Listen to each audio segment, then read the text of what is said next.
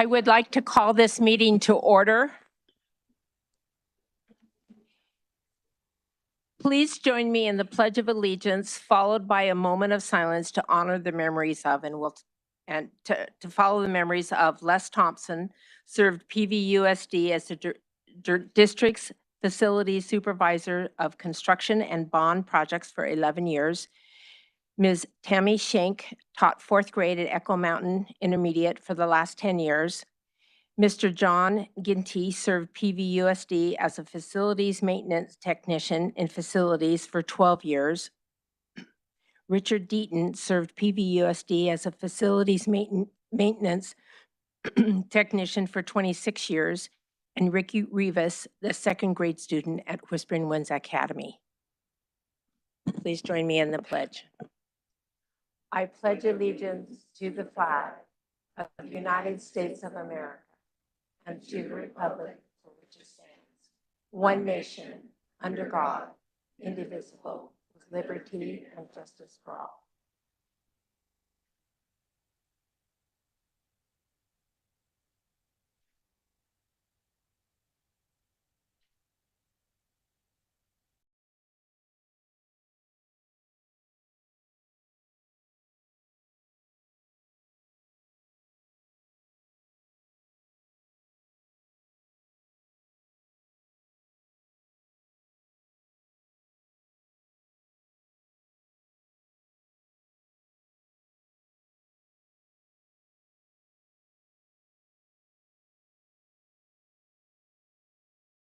Thank you. May I have roll call, please? Mrs. Baker, Here. Mrs. Greenberg, Here. Mrs. Christensen, Here. Mrs. Case, Here. Mr. Pantera. Here. Approval. Next on the agenda is approval of agenda. Dr. Bells. Thank you, President Case. Items approved by consent will not come up for discussion during the meeting, but will be approved when the agenda is adopted. This is possible since members of the governing board receive the agenda along with backup materials at least 24 hours prior to the meeting and have time to review and consider all items. Prior to the agenda being adopted, members of the governing board or audience may ask that an item be removed from the consent agenda and brought to the floor for discussion at the appropriate place on the agenda. I would like to offer the agenda as posted with the following exceptions. G3 from the consent agenda moved to items for approval. G10 from the consent agenda to items for approval. And G18 from the consent to items for approval. Does any member of the governing board wish to have an item removed from the consent agenda? Does any member of the audience wish to have an item removed from the consent agenda? Seeing none, Mrs. Baker, may I have a motion to approve the meeting agenda and recommended consent agenda items? So moved. All those in favor say aye. Aye. All those opposed say nay. Motion passes unanimously. Next on the agenda is governing board statements. Mrs. Baker? Thank you, President Case. First of all, I just want to say welcome back, everyone. It's good to see everyone here. I hope everyone had a wonderful summer, whether it was relaxing or adventurous or whatever you needed to get ready for the new school year. And I hope everyone's back to school went smoothly. I did hear from some teachers and principals, and it sounds like everyone's had a fairly smooth back to school. Over the summer, I had the opportunity to attend the All Admin Day. It was Mission Possible. It was a really cool day. I got to know some of the cabinet members better, some admin better. I learned more about the district and the roles of our administrators, as well as their day-to-day responsibilities and goals. So I was really excited to have that opportunity. I also had the opportunity to go to the new Certified Employee Orientation. PVEA did a fantastic job at educating our new certified staff about our district, professional development, policies, and what it means to be a PVEA member. And it was just so much fun to welcome all the new faces and employees to our district. I just want to end my comments on this one note, that when we are discussing topics and asking questions, We should remember that just because something is our experience doesn't mean it's everyone's experience. Every single person, family, child is going through something, whether we know about it or not. And we need to be mindful as we make statements, make decisions, because we don't always know or understand what each person is going through. Empathy, humanity, and kindness should always be at the forefront of our words, our choices, and our decisions. Thank you. Thank you. Mr. Pantera? Thank you. Again, welcome everyone. A new school year. It's kind of a different for me all the time, getting used to not going back to the classroom again. That whole anxiety and all the rush of having to go, and I don't have to. So I'm still getting used to that. One thing I try to do to normalize it for me is the one tradition I can still carry on is joining the PTSA at my school that I used to teach at for 20 years, over 20 years at Eagle Ridge Elementary School. The staff even said, oh, it must be beginning of school year. Mr. Pantera is in the office signing up for PTSA. I'm glad to be part of their normal way of things. This time for the first year, though, I joined the PTO at Boulder Creek, which I live 5 street houses down from that school. I said, I should be part of that community too, because it's all about community schools. If you want to know your neighbors, you want to know your community, you want to see who's out there, join your PTSA, join your PTO, the people that live and work and hang out in the neighborhood you live in. Find out who your children play with, find out what their parents are like. Volunteer for their events. It's very rewarding. One of my favorite is at Eagle Ridge, where they have the holiday books, where you come and read holiday books. They have hot cocoa. I love the hot cocoa part. Cookies, that sort of thing, and all kinds of events. When I first started teaching back in 1978, they say, oh, here's the rookie teacher. PTSA there made sure that I was part of their fundraiser for the beginning of the year, which involved a dunk tank. Yeah. So, you know, clown face in the dunk tank. I enjoyed it, but I had a feeling that I was kind of had a target on me when they saw me walk in the building that year. Please reach out to your community, join, participate, get to know everybody, and we'll be all of us stronger for it. Thank you. Thank you. Mrs. Greenberg? Thank you, Mrs. Case. I also had the opportunity to attend one of the 2 sections of our certified orientation. And like Mrs. Baker, I want to congratulate PVA, all the officers, all the members. It was phenomenal. It was great to see the new teachers. I want to thank Dr. Holmes and the HR staff as well for the collaborative effort that goes into putting that program on. Also had the opportunity to participate in some interviews with some of our educators this summer who were taking master's classes. And, you know, beyond just knowing that, you know, we like to tell our students to be lifelong learners, knowing that our teachers are lifelong learners is a phenomenal piece of being part of a district like PV. And it was an interesting, these are educators who are in a master's program for educational leadership. And so it was just interesting to find out what types of classes they're taking, what types of questions they need answered, you know, understanding the role of a school board member, for example. And it was, and I just want to say I really appreciated the opportunity. And again, I just, you know, welcome back. New school year is always amazing. My now daughter-in-law is a high school math teacher in Virginia, and she just started back this week as well. So it just feels great to say welcome back. Thank you. Mrs. Christensen? Good evening, everyone, and thank you all for coming. It's always so nice to see so many people get involved in these meetings, to hear your voices and to see your faces out there. I, as well as many of the school board members, did attend the new educator and certified employee orientation, and it was wonderful to meet some of the new teachers. I saw some some smiles and some anxiety and some fear in their eyes, but it was all good because they looked like they were ready to get started. And so it was fun to meet a lot of them. We also, a few of us got to participate in summer graduation. That was really cool. I had never participated in, we were able to participate in graduations at the big high schools at the end of the school year, but to see the achievement of these kids that some of them didn't think, and it was funny, some of them had even said, "Oh, my parents didn't think I could do it, but I did it." So it was great to see a lot of those kids that have come and maybe struggled a little bit, but did complete their graduation. As we embark on a new school year, I look forward to meeting new people, hearing your concerns, touring more schools, and I'm just so grateful to all of the people here because as an elected official, we represent you, whether or not I agree with all your positions or not. We all represent you, and so it's great to see you guys getting involved and being part of this.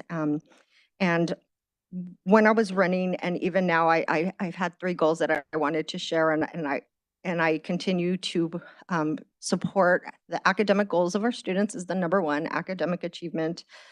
To support educators and try to help put more dollars into our classrooms, and then to support our Parents' Bill of Rights, to support parents partnering with teachers to raise academic outcomes for our students. So thank you all for coming today. Thank you. I have a couple comments. I was gone most of the summer, and when I was home, I was sick, but as I was traveling, I always pay attention to schools, and I saw some really amazing, I almost brought them and showed pictures of them from Alaska of little tiny schoolhouses and the importance of education 100 years ago. And I've always paid attention to those kinds of things, but especially since I've been on the school board. And yesterday, as I was traveling through northern Arizona, I saw school buses, and I thought, you know, it goes on, and we continue to try to educate our students the best we can. And I'm so grateful for the opportunities our students have to get a wonderful education and for the devotion of our teachers. And I welcome everyone back as they started this new year. And I also wanted to make a comment. I'm not trying to say this to be negative. I just want you to think about it, because I don't have children in the schools anymore. And so this is up to the community to choose.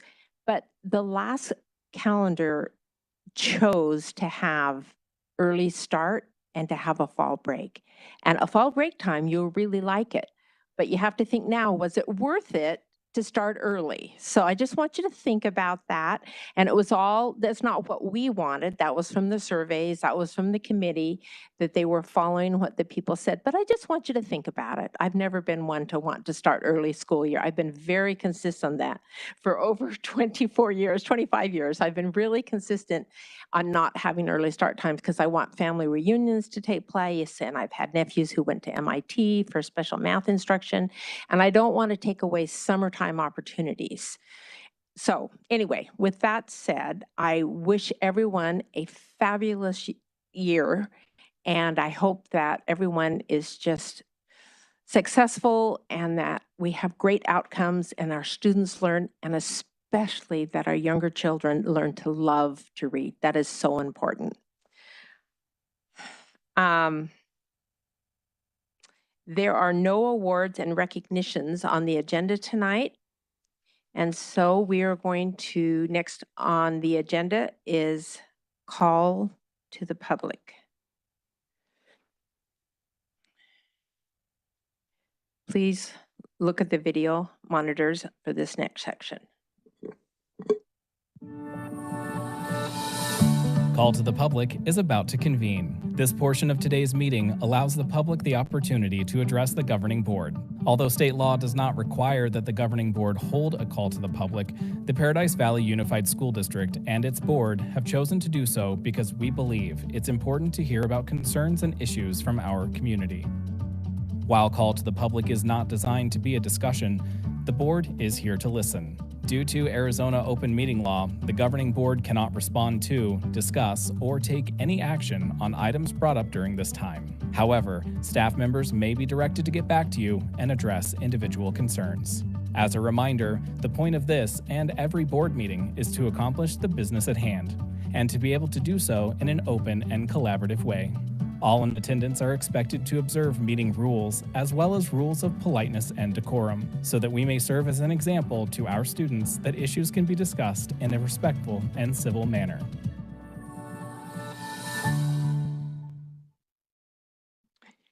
Tonight, we have 6 people who have submitted comment cards prior to the start of the meeting. Each speaker will have 3 minutes for remarks. Those who have asked to speak on the agenda items will be recognized at the appropriate time during the meeting. As a reminder, we ask that you please direct your comments to the board. Please state your first and last name when you come to the podium. Our first speaker tonight will be Ann Evans, and followed by Diane Neiman. Thank you. It's been a long time since I've stood in front of a board and talked to you. I am a former employee of 39 years with the Scottsdale School District. So your former principal or superintendents were friends of mine. So it feels just weird tonight to be here. So thank you very much for this opportunity. As a counselor, my concerns always were with the students and their needs. So I want to address the work-based learning placement. I think it sounds like a wonderful program, and I'm really happy that you're instituting that, but I'm got a few questions. Number one is, in reading about the program, it says it started July 1st, 2023, that you are going to, and it runs to June 20th, 2028. So you're doing both a consideration and approval when it's already looks like it started on July 1st. So I'm a little confused about that. Did you take bid? And my question is, did you take bids for that learning program? Did you look for other folks to do that? Or is this something that you've done many years with this group? Or is that new? What is Elevate's experience? How long have they been in operation? And what's this costing the district? Is this limited to a certain group of students? It says it's the CTE magnet program. It sounds like that's only for those students. The rest of the students would not be eligible for this program. And I've got 2 more questions. I'm confused. It says it promotes a relationship between employee and school district. I'm really concerned about the student. What's the relationship that the district or this program has with the student? Where does the student come in? And the 5th question is, it says, it talks about the scope of the services. When I looked on the website of this group, it says that they do internships in education, in financial services, in engineering and business.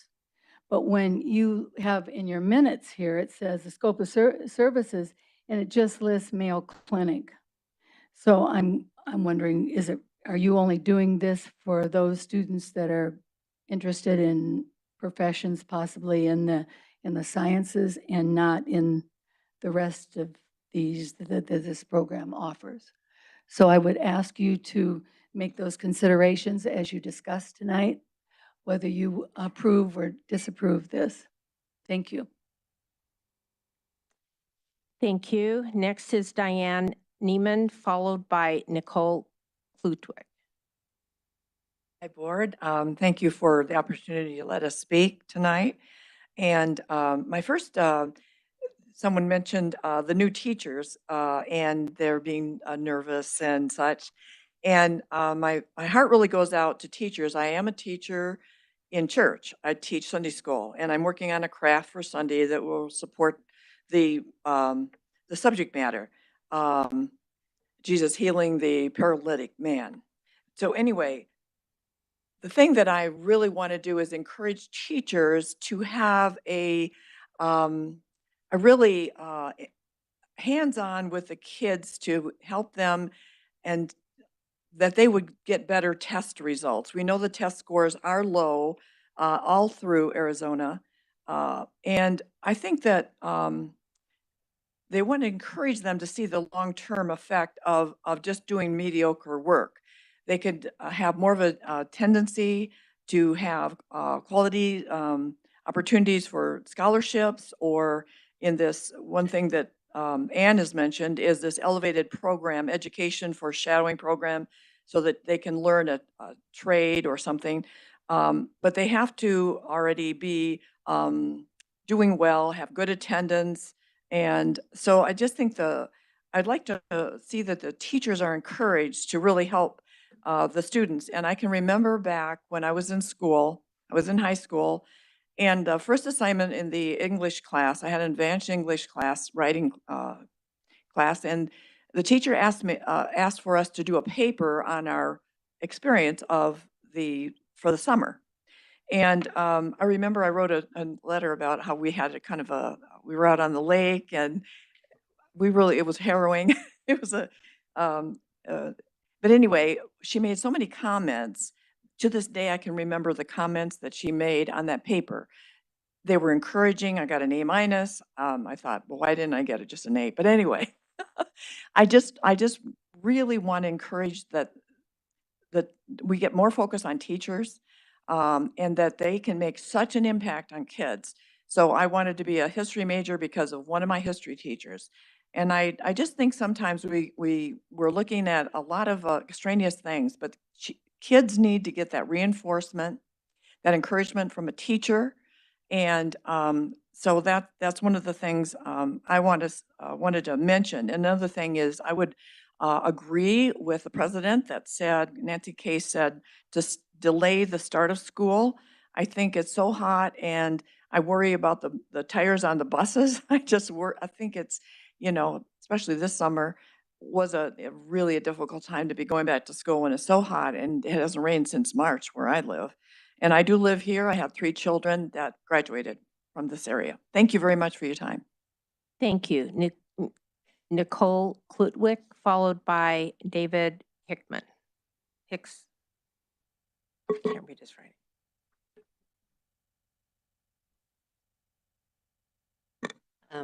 Make sure this is at the right spot. Hi, I'm Nicole Klutwick. As you know, now I have 2 graduates from this district, from Horizon, and then I have 1 sophomore. As I was preparing for the meeting and going through the agenda, I had some comments that don't really necessarily, they apply to several agenda items. It's kind of a little theme that's going through here. And it's really just the request for some more transparency in 2 specific areas. The first one is on school closure boundary committee meeting. I went and looked at the committee meeting minutes, and literally this is it. That's it. I mean, there's who's here and welcome and the purpose of the meeting, but in terms of what they talked about, this is it. It's 4 bullet points, as general as you can be. And they specifically say, in small groups, discuss. Well, within those, what are your concerns? Nothing to actually inform the public and inform parents and stakeholders of what this process is going on. It's a boilerplate thing to just fulfill a requirement, but it's not transparent and it's not giving us what we need, which made me then, as I was looking through at our construction update, wonder, have we already made decisions? Do we as parents just not know that? Because I'm seeing that we spent $1.2 million on flooring and millwork, in addition to, I don't know how much on parking lot, I think a couple $100,000, plus I think another couple $100,000 on playground for Liberty alone. Liberty is on that list, and they don't look great in terms of their numbers. And yet we put at least over 1.5 million, and we don't know if that school is even going to be a school in 2 years. That doesn't seem responsible unless you already know what the decision is. So I don't know what the answer is. I don't know if it's irresponsible. I don't know if you guys already know decisions. I don't know, but that's what I mean by transparency, is so that your constituents have a better idea of what's going on. The same thing at Vista Verde. The second thing is bonds. I do appreciate that you guys are going out for a bond. But I want to call attention to the fact that you guys had 200 and I think it was 40, 270, I don't remember the amount, 5 years ago. And on your website, you only detail 25 million that's been sent. We don't know where the rest of it went. 16 million went to Palomino. But in this new bond, if you go on the same rate, 340 million over 5 years, you said that of that, 250 million will go towards building and land, which means $50 million per year on building and construction and land or whatever. Now remember, Palomino was 16 million, and that consisted of a total remodel, an interior remodel, minor remodel of building A and B, and a complete tear down and rebuild of a huge 2-story classroom facility. Thank you. Next is David Hickman, followed by Leo, I don't know how to say this, Michaelis, maybe?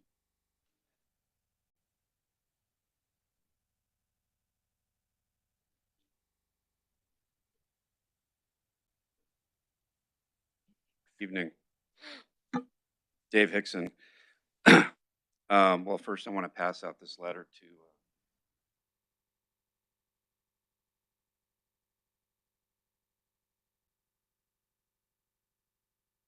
it's a notice that I'm putting the district on concerning gender identity ideology, and I demand that this not be disseminated in this district, and particularly to my daughters. I was up here last year concerning a book that So You've Been Publicly Shamed, and apparently you didn't address the problem. It came back a second time, and so I bought that book and bought it used. So was very disturbed by the language in there. I did send an email out last month requesting a couple matters be discussed that I'm going to touch on here, and I didn't get any response. I did get confirmation. Thank you, Dan. But I'm hoping that it is just one person that hears what I have to say, who isn't aware of the evil that we are confronted with, and our children are confronted with. They actually start taking an objective look at what's going on. I read this book, bought another used copy of this garbage called Genderqueer. It's a book. It's a cartoons. This is NEA recommended reading. I don't know if any of you have actually read this cartoon strip of disgusting material, but I recommend you do. And again, that's why I distributed this letter out. Just graphic language here, talking about the S word and blood on toilets. Here's oral sex being performed. So I ask, this is for our educators' recommended reading, and our educators obviously are going to turn around and talk to our students, our children.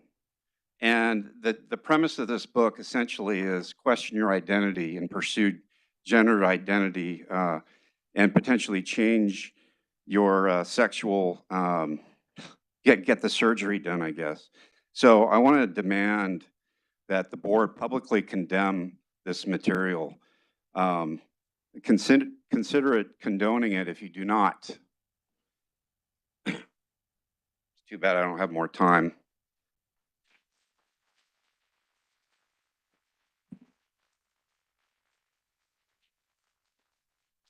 Leo Michaelis, followed by Gina Griffiths. Hello. Dear governing board members, dear parents, and other attendees. My name is Leo Michaelis, and I live in the Greyhawk neighborhood, North Scottsdale. I happen to be a precinct committee man in the Legislative District 3, but more than anything, I'm a father of two wonderful kids going to elementary school. I have become a precinct committee man because I realized that I need to step up into the political process because of the lack of accountability and or common sense on the side of those who are supposed to defend our rights as their constituents. There seems to be a disconnect there. We have elected these people, but if the disconnect continues and they don't stand for what their constituents request or what their parents want, need, then they are aiding to the higher forces of the establishment. At some point, they will simply be selected by those running the country, possibly a single party monopoly, which is called dictatorship or totalitarian system.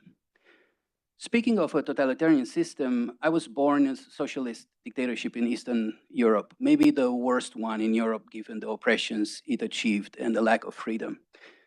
So what does freedom have to do with school and education, one might ask? Well, in regards to the content of what would be taught in schools, maybe not very much. But if there is common sense, then the content that will be taught will not vary a lot. Even if politically the country is governed by a totalitarian regime, sciences will still be sciences, 2 + 2 will stay 4, and so on. The area where things would change in a social is the social and political studies. Sciences, the common sense that free people know to be normal will be different.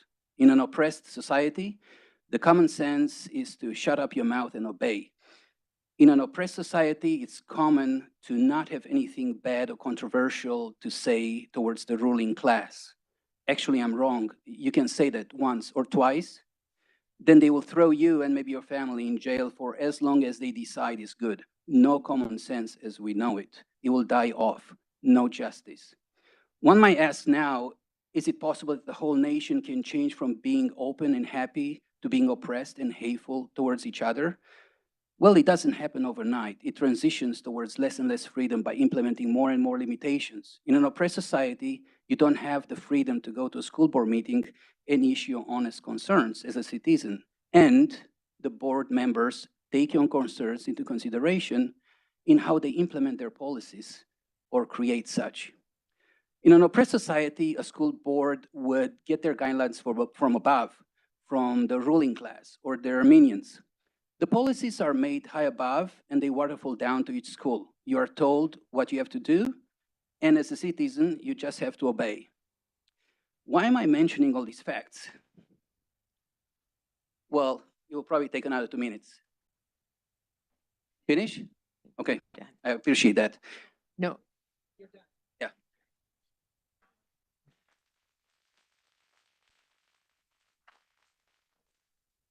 Gina Griffiths.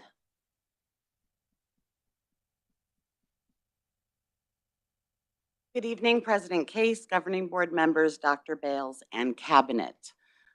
I think everyone forgot what the appropriate greeting is tonight, but welcome back to the 2023 school year.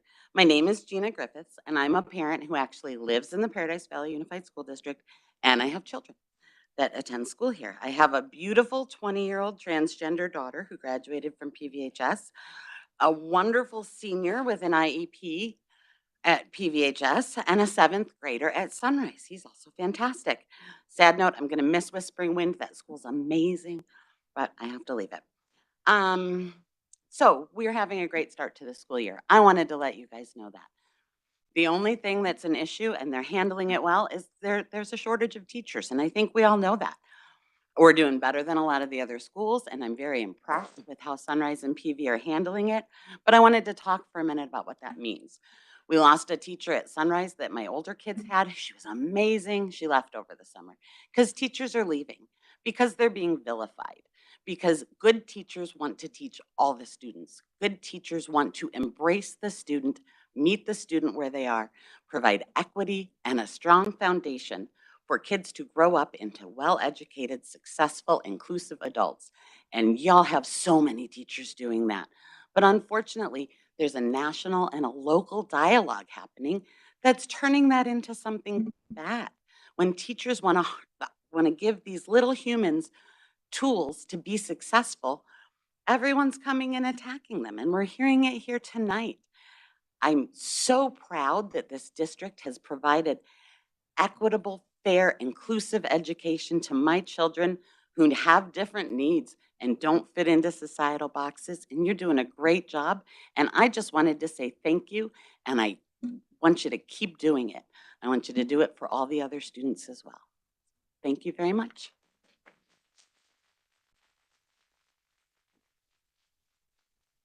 Next on the agenda is superintendent comments. Dr. Bells. Thank you, President Case, governing board members, cabinet, and guests. Welcome back. As my friend and mentor would say at this time of the year, Happy New Year. On behalf of PV Schools, welcome to the 23-24 school year. And this first full week of school has been great in many ways. Some challenges still remain, but our first full week, I'm happy to announce, was off to a great start. I had the opportunity to visit several of our schools on the first day, as did members of the cabinet. All schools were visited by at least one of us that very first day. And of course, we saw many shining, smiling faces that very first day, lots of enthusiasm. Of course, I did see a few tears too, mostly parents dropping off their firstborn.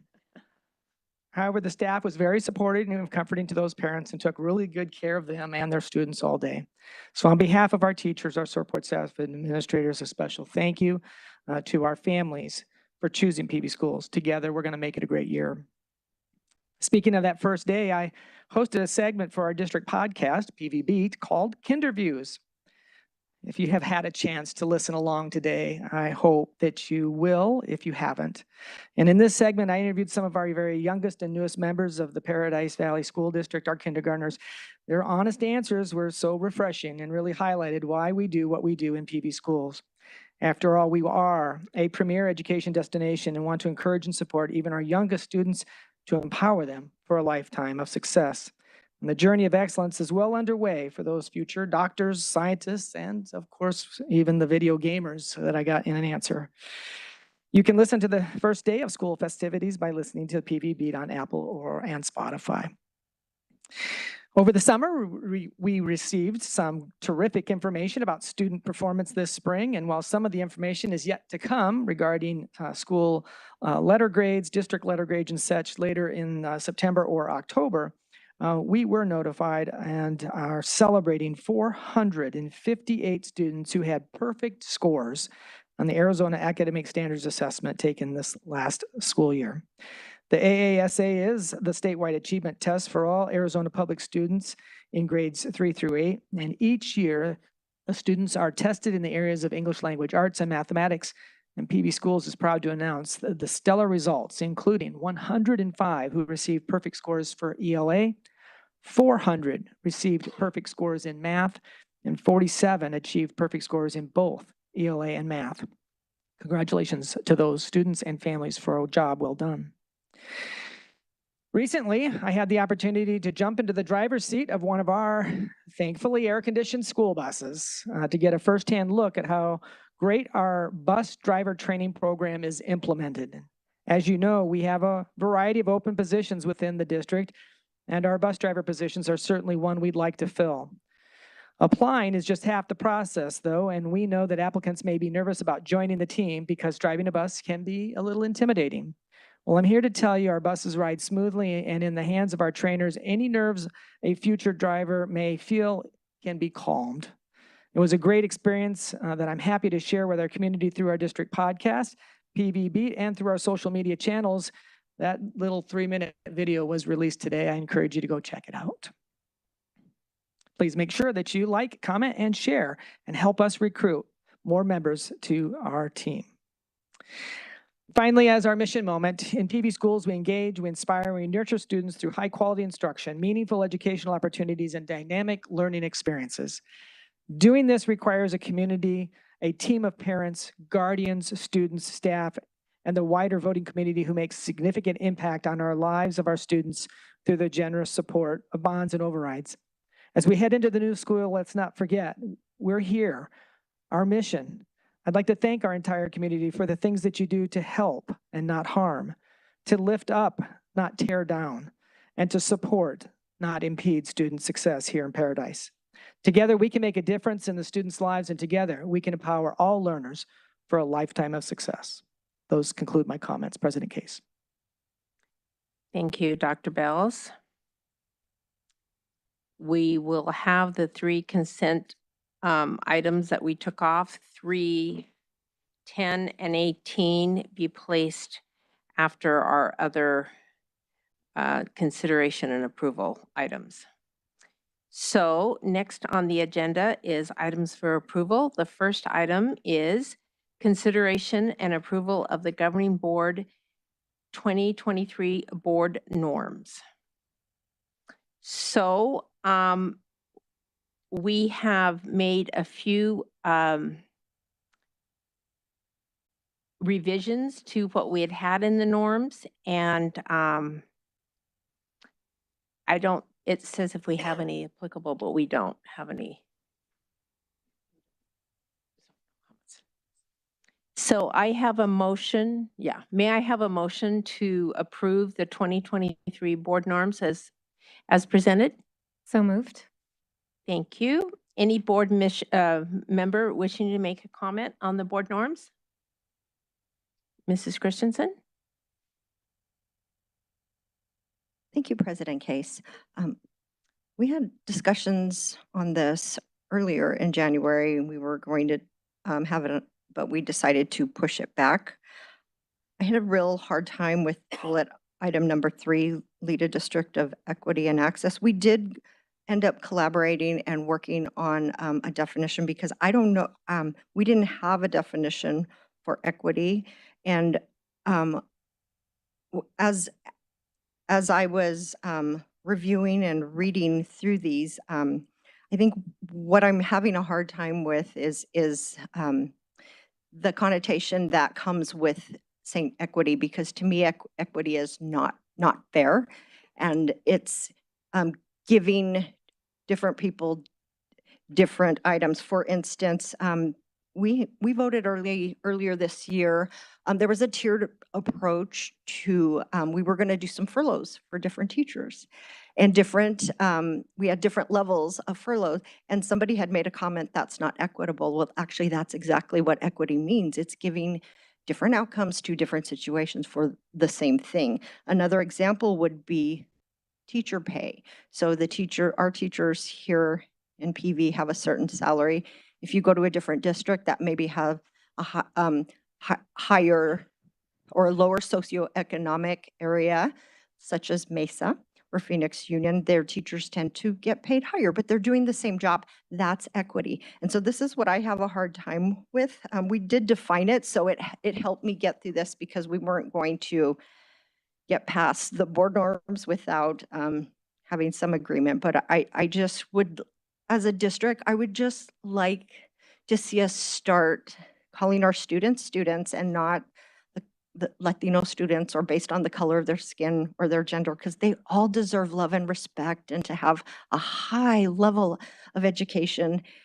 Everybody does. And same with the teachers. They all deserve respect, but I would like us to start as a district just treating everybody with a high level of respect, and not having these different equitable items. But we did come up with a definition. So equity in our district means that each student receives what they need to develop their full potential. And I think as a group, we all came to that definition. It does not mean equal outcomes, because that's impossible. You can't give equal outcomes to people with different levels of education and different struggles. So that's all I wanted to say.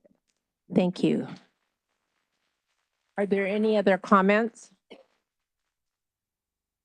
I'd just like to say the reason we have these board norms so that we can be professional in what we do, and that we can all strive to try to do what's best for the children in our district. So with that said, all those in favor say aye. Aye. All those opposed say nay. The motion passes unanimously. Thank you. Next on the agenda is the governing board to discuss and may consider actions to approve the Arizona School Boards Association, ASBA's draft of the 2024 political agenda, and direct the district's delegate to the ASBA Delegate Assembly to represent the board's determined position. So And would you want to review kind of how I'm Mrs. not the Greenberg? delegate. You're not, oh wait, who is the delegate this year? Mr. Oh, Pantera. That would be Mr. me. Pantera. Yes. Okay, you haven't done it before. If Mrs. Greenberg, if you need to jump in and add anything to it, because you've done it before, Yes, I have. many times. Many So, times. Mr. Pantera, do you want to make any statement? Well, I know we talked about all these ASBA, items. We discussed it. We decided which ones we had common ground as a board to support. And when I go as a delegate, I'll support the things that we all agreed on, were the things that our district of the whole agenda that they presented. These are the ones that we as a board want to focus on. I've got them written down. You should all have them written down somewhere too, right? The 5 items we had. Well, I mean, they discuss it. It's a delegate assembly thing. It's where everyone shows up and votes on and discusses the political agenda. Maybe I'm wrong on this, so help me out with that. Would you, Mrs. Greenberg? Well, once you get to the assembly, you'll actually be looking at everything. Right. So the question simply becomes, it's not simply what that was asking for input so that the legislative committee could then take input from all member districts who decided they would provide input and then, meet and then decide what they wanted to do. So if someone tries to change that at the assembly. It can still happen, yeah. Yeah, that's what I'm saying. I'm going to defend the things that we've discussed upon and not try to add anything that we have not as a board agreed on altogether. Maybe that's why I didn't speak it properly. And I would also just suggest that, realize that somebody may come in with something we didn't talk about at all, but that, you and if Mrs. Baker is there as the alternative and you text each other and have a little discussion, may decide that it is appropriate to support based on what's come up. So be ready for almost anything, Yeah, right? exactly. Okay. Pretty much. Just like a board meeting sometimes. Pretty much. I thank you for that. Are there any information. other comments?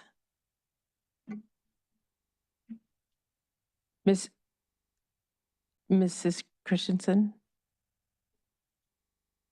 Oh, I'm sorry, you're right. We need a motion. I apologize. May I have a motion for this, please? So moved. Thank you. Are there any other comments?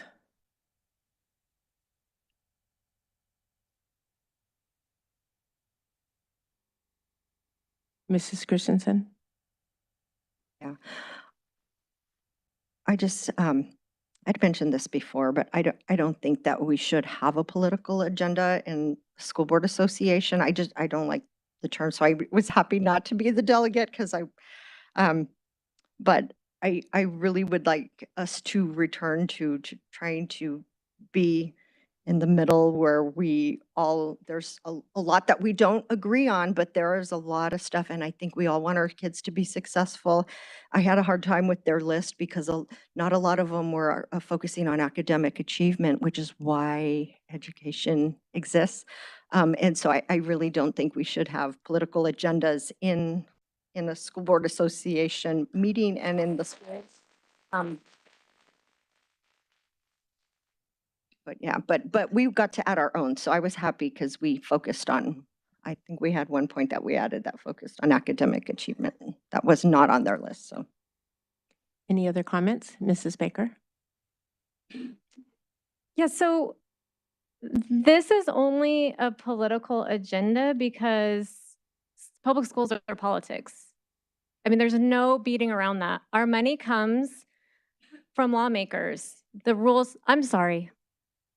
It's my turn. Excuse me, point of Yeah. order. This is the board discussing this. Thank you.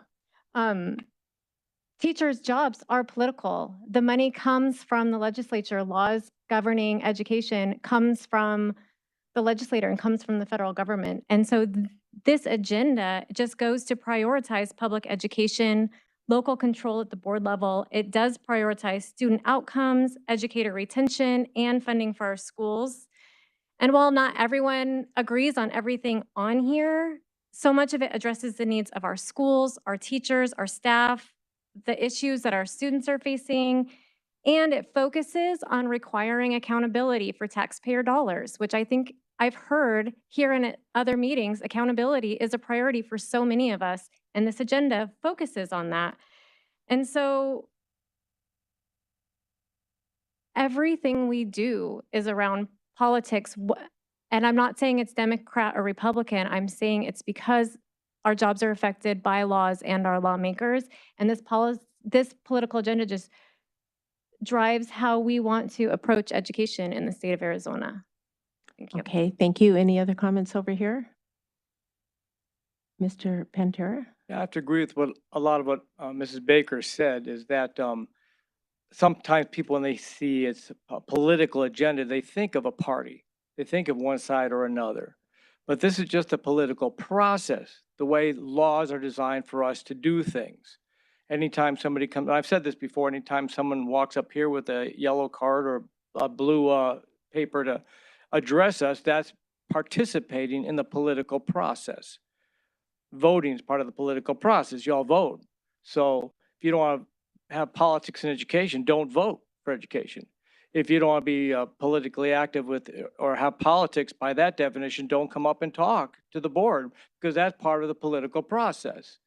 It's not about a party. It's about doing whatever we can, anything we can, to make sure that the common desires of all the parents of this district can be met, the common desires, so our students can do all the things we want them to be able to do here. It's not about a party. It's about the laws, and the ones that will most help our students advance and do better, and maybe opposing the ones that are going to put roadblocks in their way. That's what we're all about here, and that's what this organization's about. Mrs. Greenberg? Yeah, having served and actually led this committee for several years and served as a delegate to it as well, I do just want to reiterate that what the purpose of this is to provide the government relations staff of the Arizona School Boards Association with direction should issues arise at the legislature that these items pertain to. It then, it gives them a roadmap as to what the association would like them to discuss with legislators. Want to use the word lobby, that's appropriate as well. I think advocacy is a good word as well. That's what this is. And in any given year, many of these things don't come up. But if they do, that is how Chris and his staff move forward, because they know what the will of the association is. That's what this is about. Thank you. Any other comments? Mrs. Christensen? So yes, I understand that schools are political. That's why I ran for school board, because generally they're political, but only left-leaning political. And there's a lot of people that are in the middle and on maybe more conservative that don't want some of these political items that the Arizona School Boards Association are pushing. For example, on requiring accountability for taxpayers, support policy that encourages all eligible voters to exercise their right to participate in elections. What does that have to do with schools? That's something that the Arizona School Board Association is pushing. And as I mentioned, I'm for all the students in the district, and I'm not against any community in our district. I think again, as I mentioned, we all need to have high expectations. I'm not against any item, but in item on number 939, they say support a policy that protects school district employees and students from discrimination. They should have just stopped there, because nobody should be discriminated against, not one person, but they go on to say, including on the basis of sexual orientation and gender identity. And again, I don't think those individuals should be bullied or discriminated against. Absolutely not. None of us do. But why call out just one population? All our children deserve good education, love, and respect.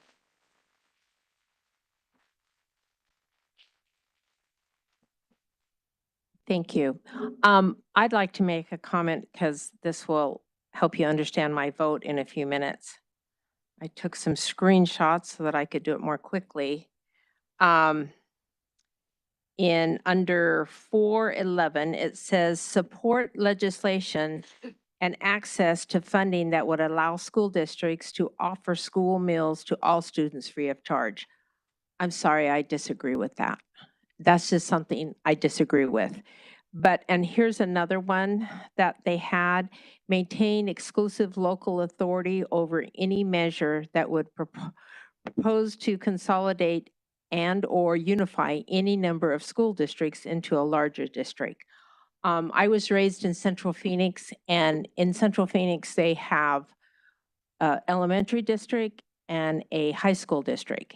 And I think unified districts are better for kids. I really, truly do. And I think it saves money, and I think it would be better for education.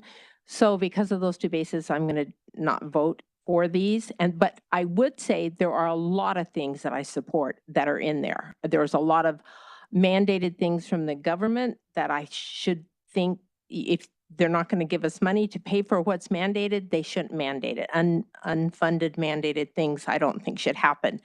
But I think there should be great local control, but I also think it should be done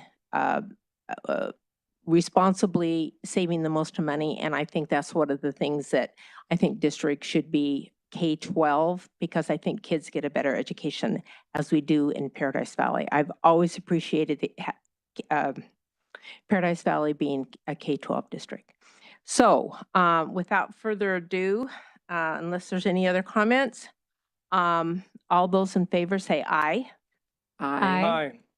All those opposed say nay. Nay. Nay. That's 3 ayes and 2 nays. Next on the agenda is Dr. Bells. Thank you, President Case, Governing Board members, Cabinet, and guests. Tonight, we present for approval Memorandum of Understanding between Touchstone Health Services and Paradise Valley Unified School District for the school year 23-24. Dr. Jaros? President Case, members of the board, Dr. Bales, Cabinet, and guests, tonight I present to you a Memorandum of Understanding with Touchstone Health Services. This MOU is being established in connection with SB 1523, which is also known as Jake's Law. And as you approve 2 of these partnerships in June, this will be our 3rd partnership under this legislation.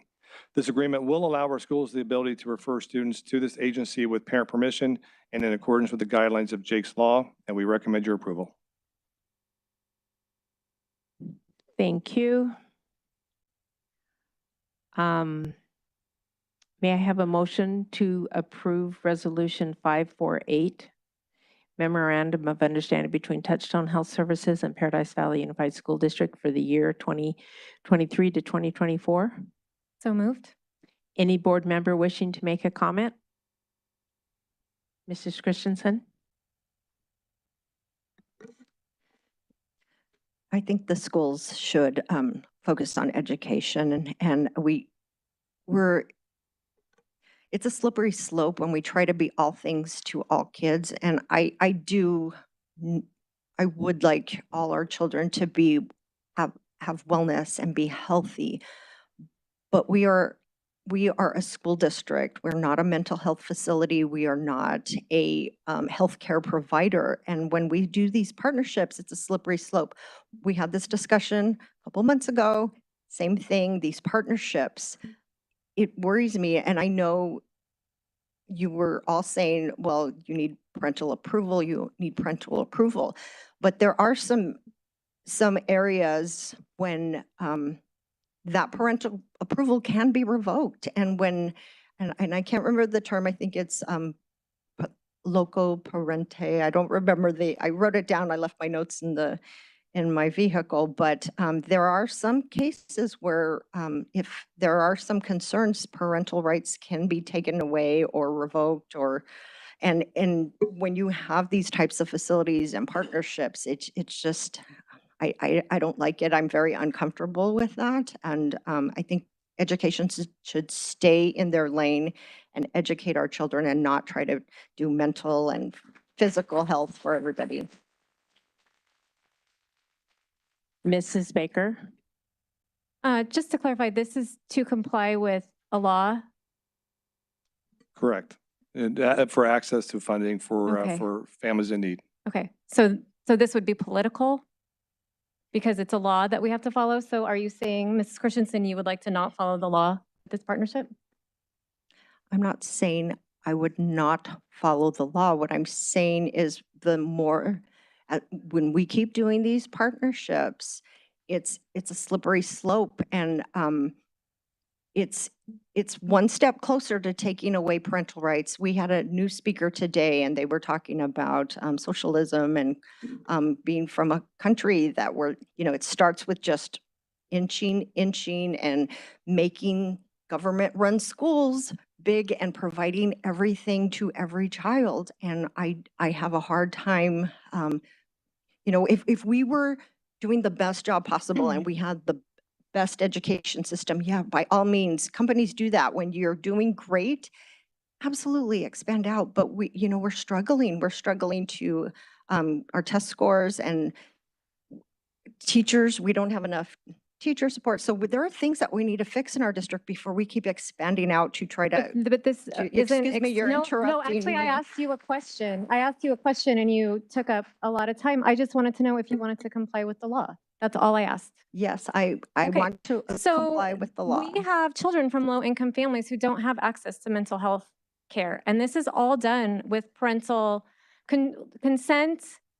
We have students whose parents cannot get them to therapy. We have students whose parents do not have insurance. This provides. Can we do some sort of point of order or something? Excuse me, you can't make comments from the audience. This is a discussion of the school board. Yes, go ahead. Thank you, President Case. And it's very explicit in our MOU that this is done with parental consent. A parent losing rights is completely separate from this. And I know that in my classroom and when I was teaching, some of my students relied on this for the mental health services that they needed. And the teachers in this partnership, it's spelled out in the MOU that the students are given time to make up their assignments. They are given time to get the lesson that they missed. This is an agreement between the school district and these mental health services to ensure that all of our children and all of our families in our district have what they need. And I mean, to me, that is just so important to be able to provide that for all of the children in our school district. Plus it's following the law, which is very important to me. Thank you. I have a question for Dr. Jarris. Could you tell me, why did this come before the board? What was the impetus behind it? Could you explain it in a little bit more detail, please? Why would we bring this MOU to the board? Yes. Because this is a sensitive subject and that does involve students being treated or considered for treatment for mental health. And so we consider it a transparency issue that it should be discussed and put to the public conversation. Okay, and is there a need for this with our students? Oh, yes. The last time we talked about how certain student behaviors are certainly in the way, but we're not talking about talking too much or my student doesn't move around. We have students coming to us with severe anxiety that makes it difficult for them to even get out of the car in the morning. We have students who are having suicidal ideations and self-harm through cutting as early as 4th grade. We have parents who consistently come to us saying, we don't know what to do to help our child, and this provides us with a area to point them to. Once the referral is over, it's between them and the provider for treatment for their child and how that happens. Thank you. I myself have a grandson who utilized these, and my daughter is very aware and very concerned and works with her child, but she needed extra help. And I so appreciate that the school was able to give extra help to my grandson. And I had a nephew who committed suicide, and if we can help a child, I am all for it, knowing that the parent is giving parental consent. And that's what I appreciate this. Any other comments over here? Well, yes, the way I understood this law came about because parents and parent groups brought it to the legislature for it to happen. This is not something some politician somewhere came up with out of the blue. A lot of parents wanted this and needed that access, especially the ones that can't afford it. And it's very expensive for mental health. You don't have insurance, yes. It's very, very expensive. Okay, so let's go ahead and have a vote on this. Can I make one more comment? Very quickly, please. Yes. A lot of these students do have health care help with access, et cetera. And And I'm not saying that we shouldn't follow the law, but there are a lot of resources out there for different individuals. It would be better in a referral type manner rather than having these partnerships. Thank you. Mrs. Greenberg? Yes. Dr. Jarris, this is a referral situation, That's correct? exactly what this is. The Governor Ducey and the legislators set aside $8 million for families to have access to services that are being housed by Access. So in order for families to have access to that money, the referral by law has to come through a school setting. So Access has those services and money is available for these families, but they can't access it unless it comes through a school referral. Thank you. Thank you for that explanation. Okay, so all those in favor say aye. Aye. All those opposed say nay. And any abstentions? Abstain. Abstain. Motion passes with 4 ayes and 1 abstention. Next on the agenda is Dr. Bells. President Case, Governing Board members, Cabinet, and guests, and tonight we present an exciting MOU, a Memorandum of Understanding between Sainte Marie Bastide, that's right, a school in France, and Paradise Valley Unified School District for a cultural exchange program for the 23-24 school year. Dr. Corson, would you please explain? President Case, members of the board, cabinet, and guests. This memorandum of understanding, as Dr. Bales pointed out, is a new agreement between our district and Sainte Marie Bastide, a school from France, to provide our school district and specifically Pinnacle High School students an engagement in an intercultural experience. 24 students from France will visit Pinnacle High School for 2 days as part of a 13-day visit to Arizona sometime in October or November. These students will also attend Pinnacle's athletic events as available. These students will be partnered with Pinnacle High School students who are also learning the French language.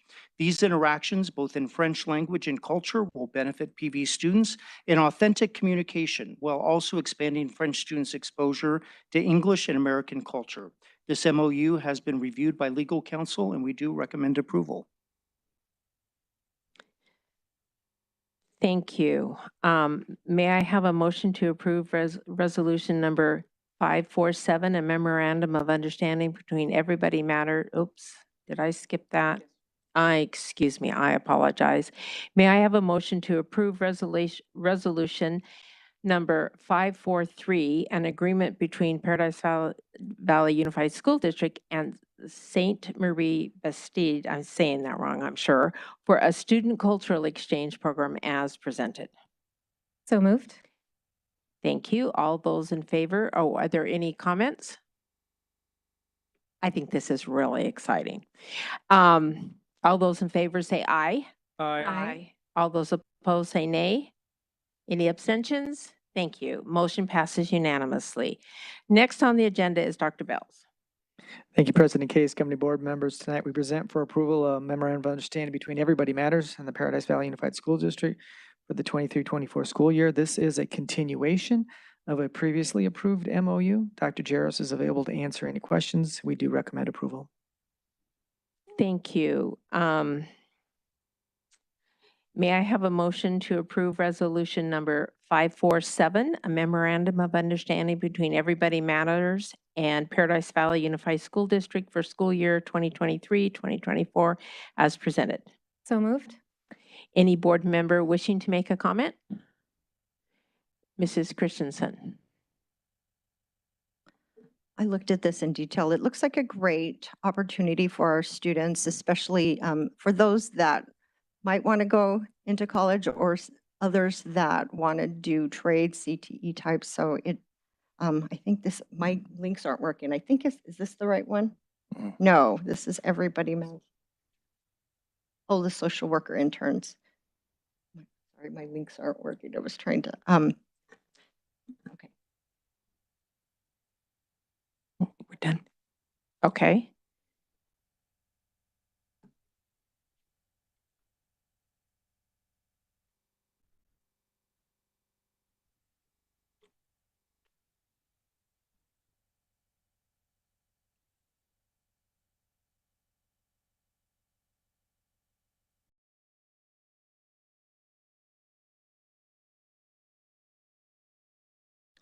So I do have a question on this one.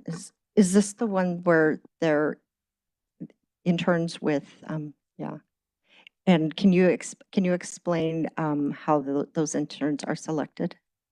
They come from the university settings around the state. Everybody Matters is a nonprofit organization that contracts with those universities, and these students are required to get complete intern hours in order to earn their degree. Just like in education, you have to complete student teaching hours. These are intern hours, and so the universities don't always have people outreaching to the school. So Everybody Matters coordinates the collection of these interns who are in need of hours each month or each semester. And then we contract with them to receive 8 of them per year. They provide additional training for these interns along the way and weekly monitoring of their activities.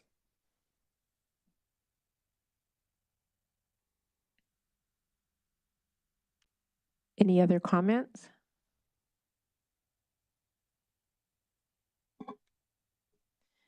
Thank you. So all those in favor say aye.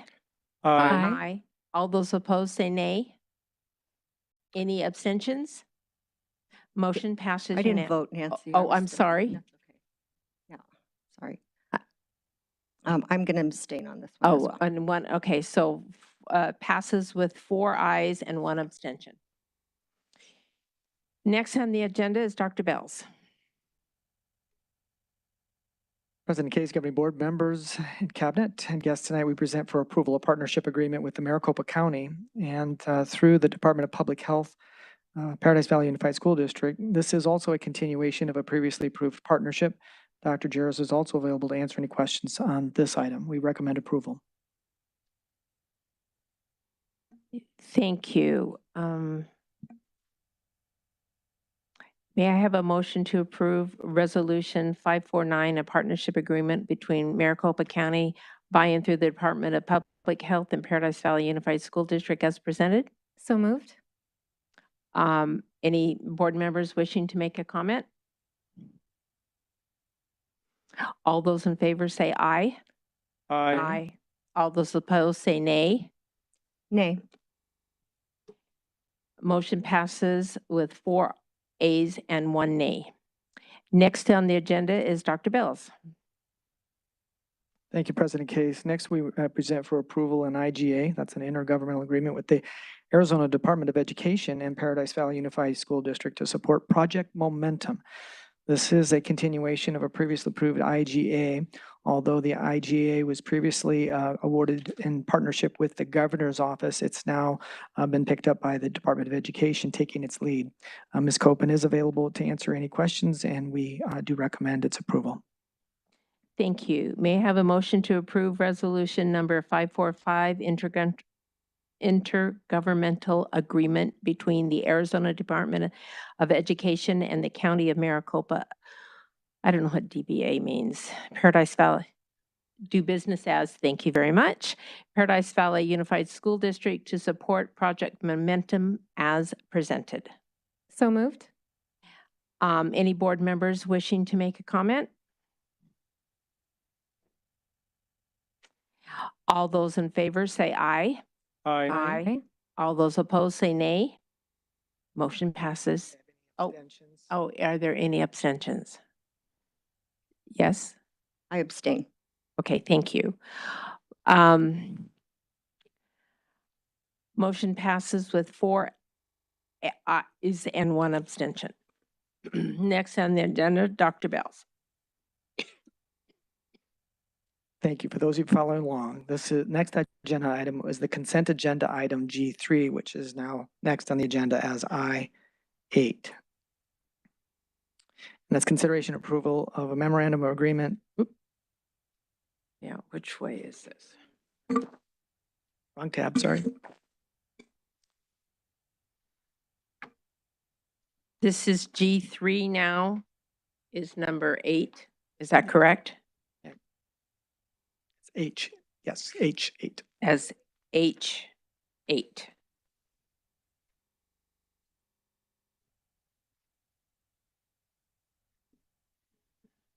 I have G3, is that right? G3, is that right? Chisholm? Ms. Chisholm? This is the certified certification, consideration approval of the non-administrative certified personnel action items. I believe you have a card for this one. Yes, I do. Lily Grisham has a comment on, it was formerly G3 and now it's H8.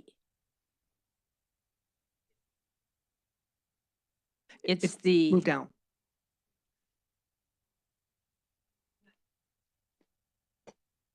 Did you have a comment on this?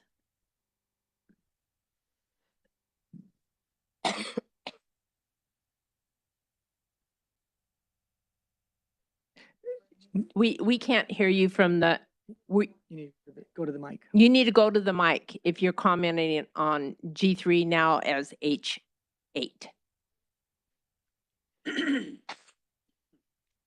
Hi, my name is Lily Gresham. Is this the certified board action? Yes. Agenda, okay.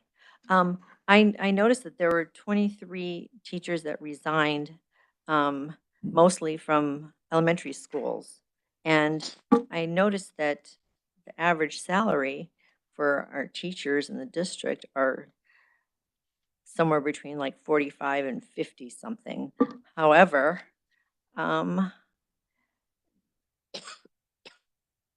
the middle school physical ed teacher is getting paid $84,000.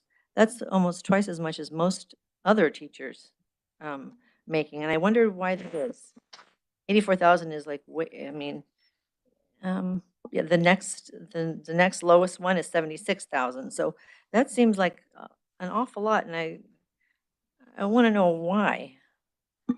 Why does a middle school PE teacher get paid $84,000, but all our other like science teachers, resource teachers, high school teachers, they're making like $49.52. Anyone?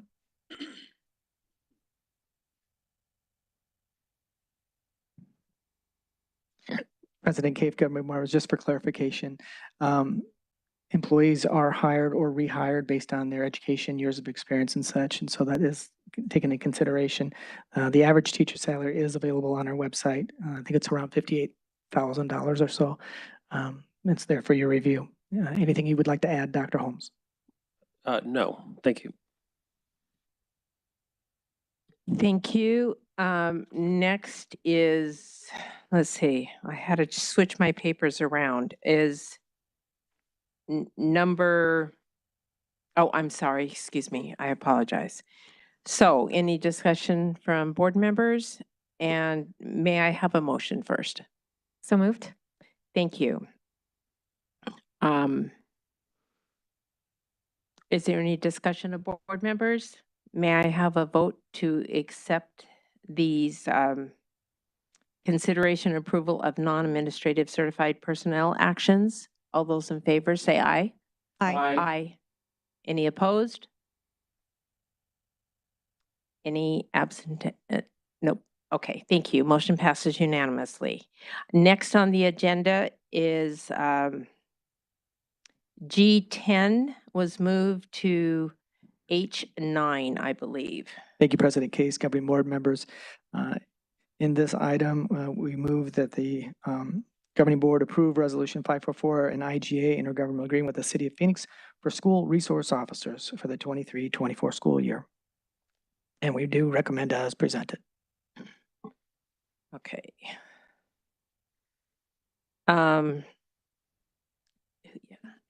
Which one is it? Okay. This is Lily Gresham also, G10. I'm sorry, we had to scribble letters out and move it around. It gets confusing. So I had a question on this SRO situation. It says that there was an agreement between the school, the City of Phoenix, and the State of Arizona Police Department to hire 16 SRO officers and pay them from the school, pay $2.6 million for 16 SRO officers, and they get paid $166,000 each, And that's just for school time. That's not, 7 days a week. That seems like an awful lot. I mean, I don't think a Phoenix police officer makes $166,000. Where'd we come up with $2.6 million for 16 SROs? Thank you. Thank you. So President Case, governing board members, just for clarification, the rates of pay are set in the agreement by the City of Phoenix in their contract with the Police Officers Association. It does include salary and benefits, so that's why the number seems much larger. The City of Phoenix did raise salaries considerably. I think police officers are now starting around $68,000. And of course, people who are in these positions have years of experience as well to serve in the SRO role. They are serving 21 schools, and Dr. Osmussen is here to answer any additional questions you might have. Thank you. May I have a motion on this so we can discuss it? So moved. Thank you. Any other comments from, yes, Mrs. Greenberg? So based on what Dr. Bales just said, any district in the state of Arizona, or I guess in the city of Phoenix, I should say, who may employ SROs is going to pay that exact same amount. Presumably. Board Member Case, members of the board, cabinet and guests, and Board Member Greenberg, that is correct. So all districts that fall within the city of Phoenix are abiding by this rate. Thank you. Yes, Mrs. Christensen? And isn't it correct that the SROs do more than just patrol around? They are members of the community in the schools that actually teach and mentor. They're a great mentors for the kids. Some kids have never had a good an interaction with an officer, and so to have these positive interactions with police officers, isn't that part of this as well? They have teaching moments. Board Member Christensen, that is correct. That is the primary goal of the school resource officer, is to build a connection, very similar to our PBIS programming, to connect kids to school, connect students to law enforcement, and to provide that level of comfort. In addition, right now, the State Board of Education is still determining what, if any, law-related education requirements there would be. But I can share with you from speaking with our sergeant and with SROs that there is a commitment, regardless if it's a requirement, to continue to provide law-related education to our students. Thank you. I just want to make a comment myself that I just think having this officer on campus is a wonderful thing. It's also my understanding that most of these, except for 2, are based on grants and that they had to go out and receive grants for these. This is a competitive grant process, and Paradise Valley Unified School District has been very blessed to be successful in our grants every 3 years, and we actually have a higher success percentage in securing SROs, I think, than any other district in the state. I'm kind of looking at Sergeant Wilson. He's kind of nodding his head. He might know that fact, but I'm pretty sure that we have the highest success rate. And a lot of other districts look to us and say, how do you write it so successfully? Well, I appreciate the opportunity we have to have SRO people on our campuses. It's been very positive for my own children. So thank you. Mrs. Christensen? I just want to make one more comment pro SRO. I've met several of them, including Sergeant Wilson, and they're all such lovely people. I just wanted to shout out to our SROs because they're wonderful people. And I've met many at graduations and just around the schools as I'm touring. And I wanted one more comment. Can we put a price tag on the price of a life? I don't think we can. I think we need to do all we can to protect our educators, staff, students, and this is a great way to protect them, having somebody there. Thank you. Thank you. So all those, are we ready to vote? All those, oh, excuse me, Mr. Pantera. Yes, being a school teacher, I've of course had the officers at various campuses, and they've been very valuable. I really love the way the students feel safer at school, that how this program helps their mental health, helps them feel emotionally better to be at school. that they can focus on what they need to do to study. They're not worried about someone, coming to school unwanted in an unsafe manner. They're looking out for signs of abuse that might be happening at home, et cetera, and things like that. So our students' emotional and mental health is greatly enhanced by their presence in our schools. Thank you for that comment. So all those in favor say aye. Aye. All those opposed say nay. Any absent? Nope. Abstentions? Thank you. Motion passes unanimously.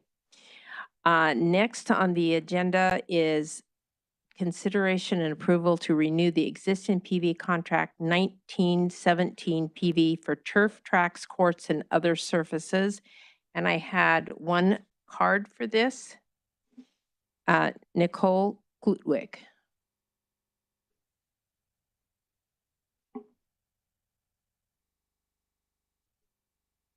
Hello again. Thank you for allowing this time. And so this is particular memorandum item is to add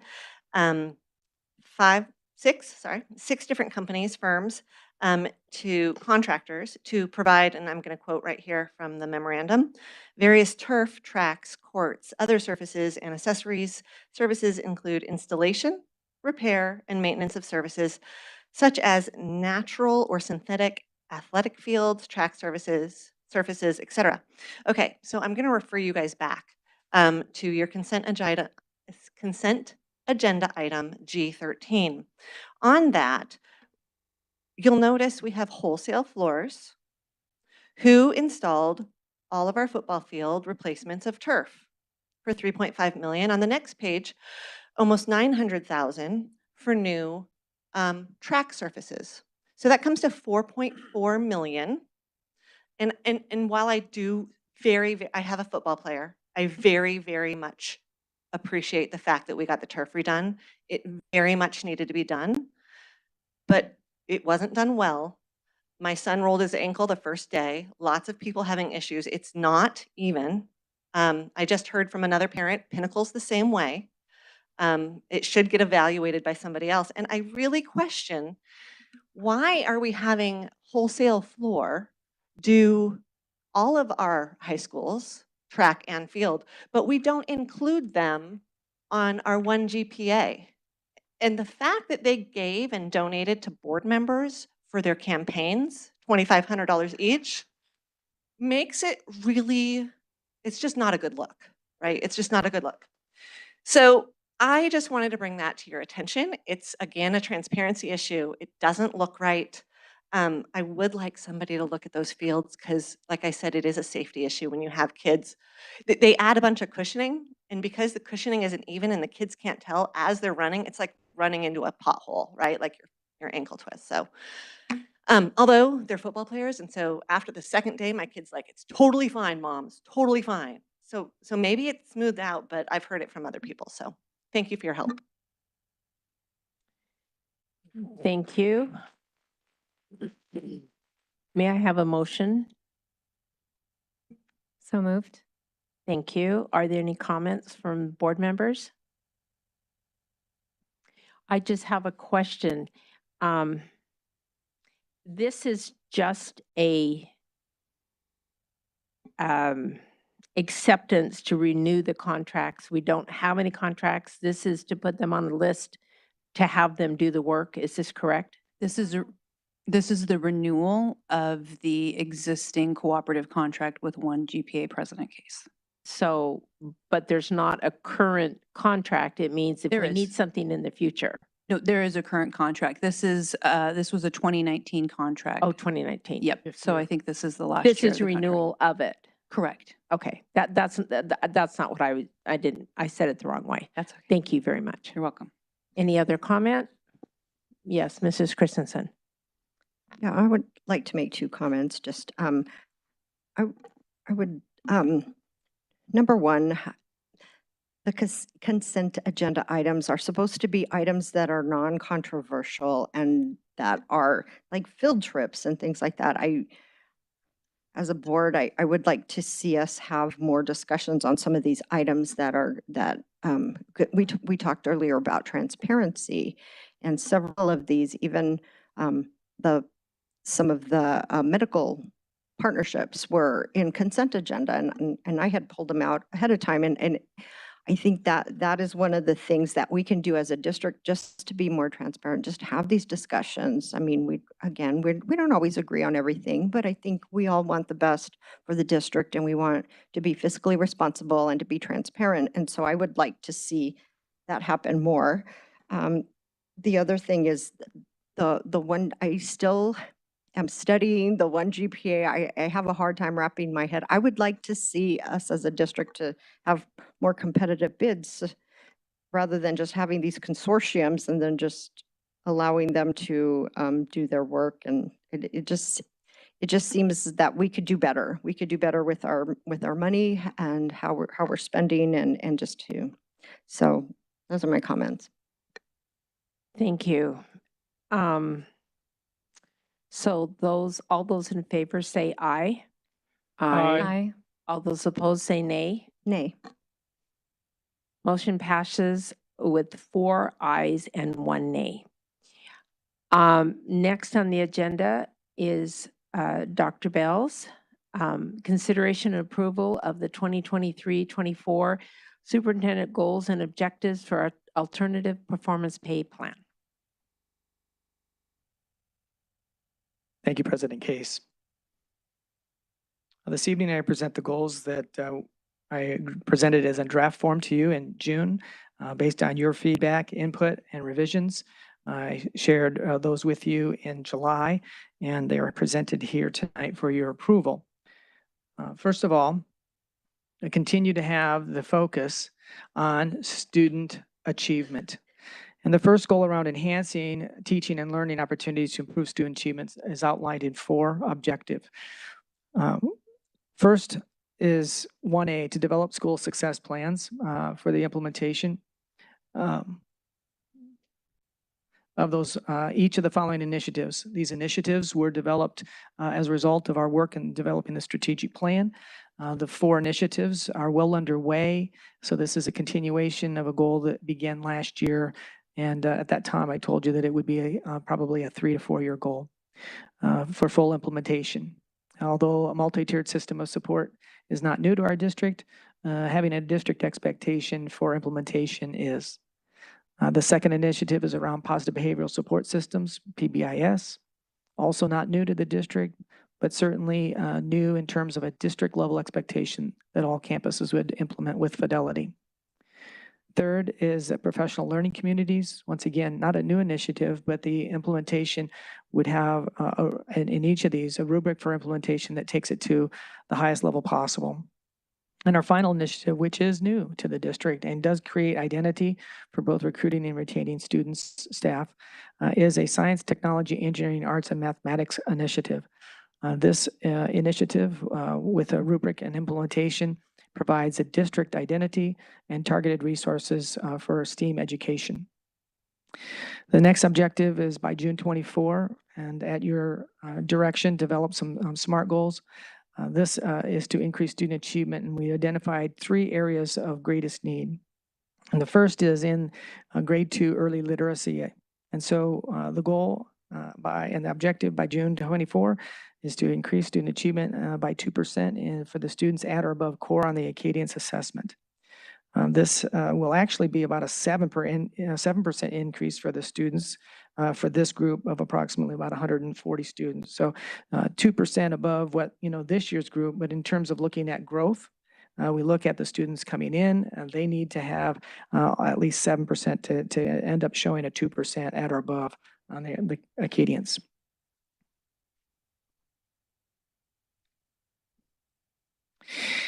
The next objective is to increase student achievement in grade 3 ELA, English Language Arts, as evidenced by a 3% increase in students passing on the AASA ELA assessment.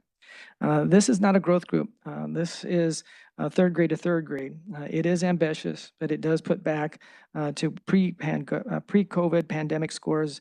So this is another area that if we had taken a growth component, it would not have put us above where this year's group did. So by setting this, it's setting the bar higher in terms of using no groups, but grade to grade. The next objective is to increase student achievement in grade 8 mathematics, as evidenced by a 3% increase in students passing on the AASA as well. Once again, this is grade to grade comparisons too, and accomplish this goal will give this grade level a high for a 4-year trend that's been increasing. And so I think this is a stretch and doable, but we can work hard to make it happen. And the final is to increase the 2020 for ACT composite score. As you know, we provide this assessment to all of our students in grades 11. And unlike that comparison, it's a national score, and unlike other places in the country that only certain students take the assessment, here in Arizona, it's part of our letter grade process. And so just increasing it by a 1/10 would be an accomplishment. It's below the national average and one that we want to work on, but it's also a little bit of apples and oranges in comparison. So any increase here is moving us in the right direction, and by probably about 70 or 80 kids just to get another 1/10 of a point. The next goal is to continue to improve communication with parents and our community. We want to take the next step in developing some frameworks and expectations. We have never really developed our own internal training program for customer service, and we believe that we can take from our business partners that we have through business advisory and such, and develop some frameworks for both our internal and external stakeholders, creating that positive experience, that whether it's by phone or in person or electronic communication. So in our recent spring parent satisfaction survey, this was actually an area of strength, but I think there's always room to improve when it comes to communication and customer service. The next goal is to improve our school facilities efficiencies. The goal here by February is to develop some recommendations from the School Closure and Boundary Review Committee for board consideration. The timeline to share some of that with you would be hopefully as early as December in a study session. It takes a lot of work. It's very complicated. We want to be able to give you thorough recommendations, and anytime anybody has an idea, working with a demographer to take those considerations across the district and grids is complicated, and it's not easy. And so we are taking a comprehensive approach to this, so that just schools that are identified as maybe the smallest schools in the districts are not necessarily schools that are on any list. There is no list. There is no decision been made, and that's why they're working through different scenarios, and we'll have a board study session. Our plan is to have that board study session in early December so that we can give the board some recommendations to consider in moving forward. And finally, the last goal is to increase student enrollment. This is a challenge in a district such as ours. It's been a decline for 20 years, but we do believe that we need to have somebody from the outside take a look at our efforts so that our return on investment is getting the maximum bang for our buck and our efforts. We have a very small marketing communications team. We have very little dollars committed to advertising, but we have plans, we have playbooks, we have strategies, we have a terrific website that's been developed over the last year to recruit and retain students. But our purpose in this superintendent goal is to conduct an audit of our resources. And we want that to be done by an outside group. And so we've been reaching out to both large and small firms through the RFP process to secure services to help us do this, and submit a report to the board with some recommendations by June next year. So those are our goals. I'll be happy to answer any questions. And I do believe that they are reflective of the inputs you provided me in June. Very much so.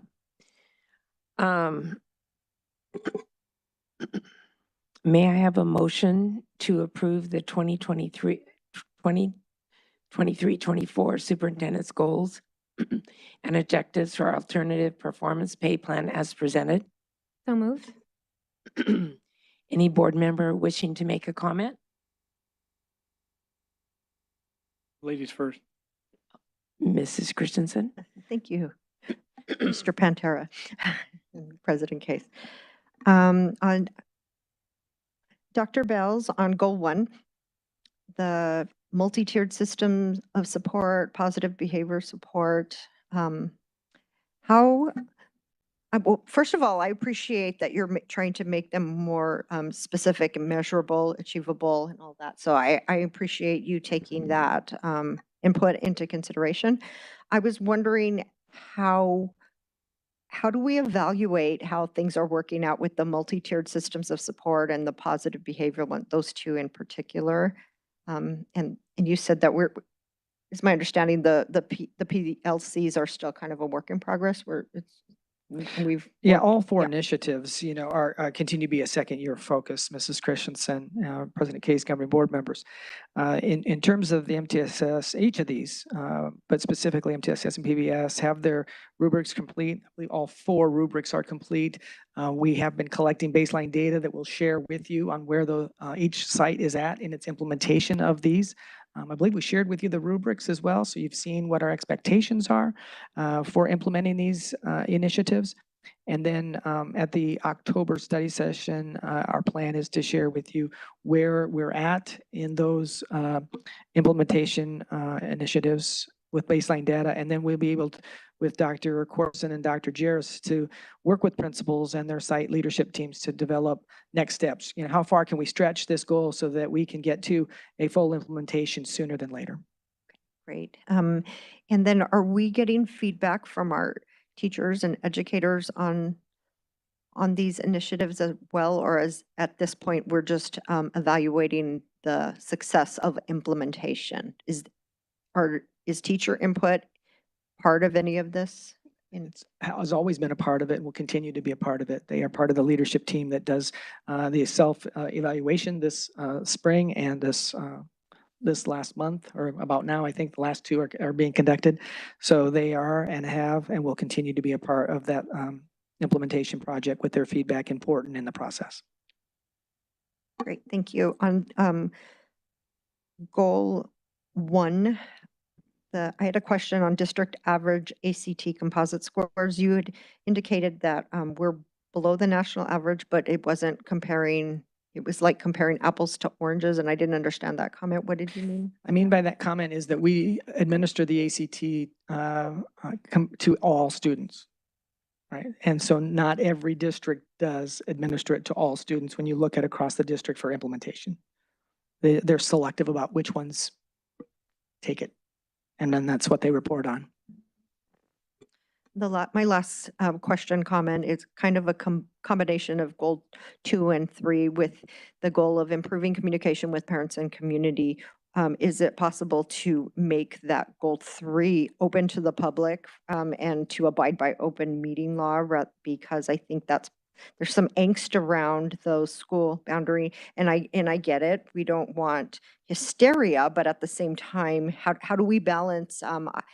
And I too have looked at the meeting minutes, and I don't understand the details of what's going on. And so if this is going to be presented to us, I'm the type of person that likes lots of detail, and in order to make a decision, is that a possibility in the future to consider that? So the conversations around school closure and boundary review are complicated, as I said. And it's not possible to sit down in one session and to understand that. So we do expect this committee to work over a period of time and come up with some recommendations for the board consideration. The timeline will give the board information and cabinet, hopefully about a month to digest some of this before a study session. We want to give you plenty of time to read, digest, and develop some questions. Then if there is next steps in this process, it absolutely requires statutory guidelines that provide for community input. And so it's not just parent, it's community. It includes mailers to all residents of attendance boundary that might change, or a school that might consolidate, close, merge, whatever you want to say. So there is statutory requirements that require town hall type forums. We would present at a study session that timeline with dates, times, places for those community meetings to happen in the spring if there's an interest by the board to go farther, depending on what the recommendations are. And so, yeah, absolutely, we will follow statute in providing the community lots of opportunities for input before the board has an official vote on any recommendations.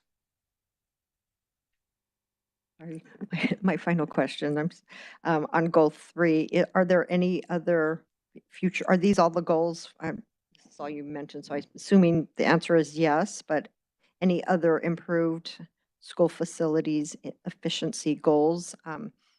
Because to me, the goal, the title of the goal is different from what the objective is here. Are there other objectives in this goal, or is this The what? goal comes from the strategic plan. Okay. And so that's why the goal is written as is. Okay. And then the objective is more specific about what we're doing to support that strategic goal. And of course, we're always looking to improve, and under Dr. Davis's leadership, Ms. Berrigan, we're always looking to improve efficiencies. And so the things that we do to manage our energy use is part of that efficiency conversation as well. Thank you. Are there any other questions? No, just Mr. comment. These Pantera. are, I like these goals. I remember we discussed them in depth at the study session, all these questions we talked about previously to now. And they're really great. They're difficult though. That PLC one, the professional learning communities, make sure teachers have the time to be able to do that without piling more onto them. This is going to be very tough and create that time. And you have my support on all those. And remembering everyone, these are just the things he's prioritized. There's so much more that he does that's also evaluated on a whole, this thick of the responsibilities of our superintendent. So I'm confident. I feel that you're going to do very well on these goals, and I look forward to seeing these bear good fruit. Thank you, Dr. Bales. Thank you. Any other comments? I just want to say how much I appreciate these goals. For years, I have wanted specific academic goals, and you're giving those, and I cannot thank you enough. And as with any goal, I'm sure you want to at least to get that. You'd like for more, and I know you well enough to know that's what you will be seeking for.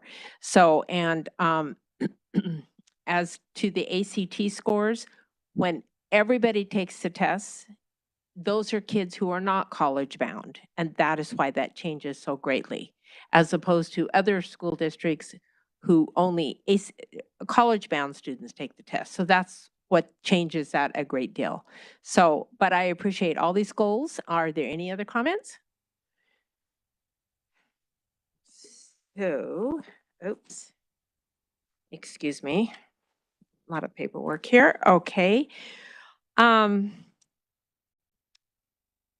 All those in favor of these goals, please say aye.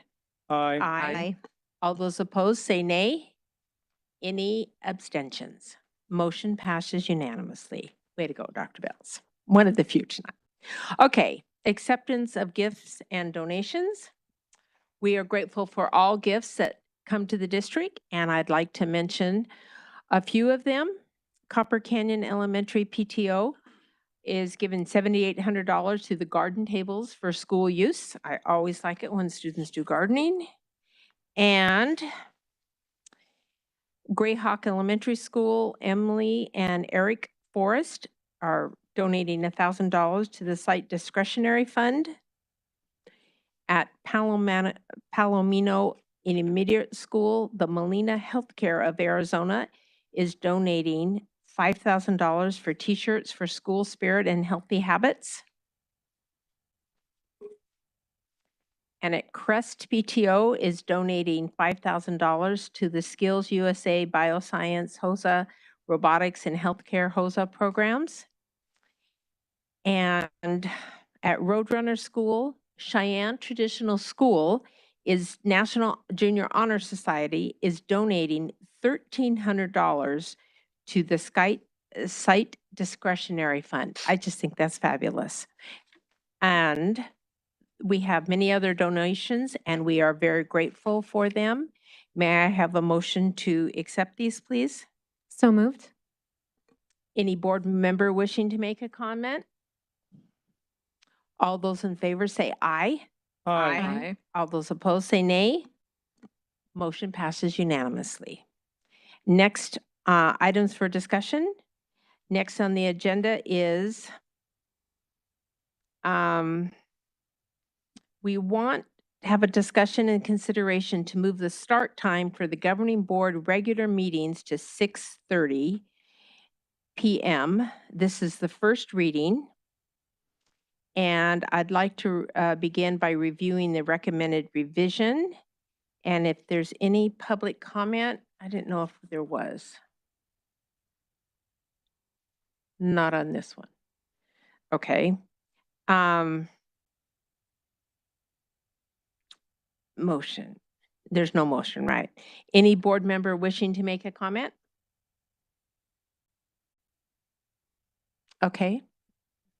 Go ahead, Mrs. Baker. I just wanted to explain why we're considering this, and that's just because a 7 o'clock start time can be late, and these meetings can go late, and a lot of us are parents, or we're teachers, or we work, and we have to get up in the morning, and we have, like, I like to be at home to say goodnight to my children, and sometimes these meetings go so late that I miss bedtime, and so I just feel an earlier start time can give us the time we need to do our business, but also get us home earlier to be with our families and get to bed so we can all go to work in the morning. Okay.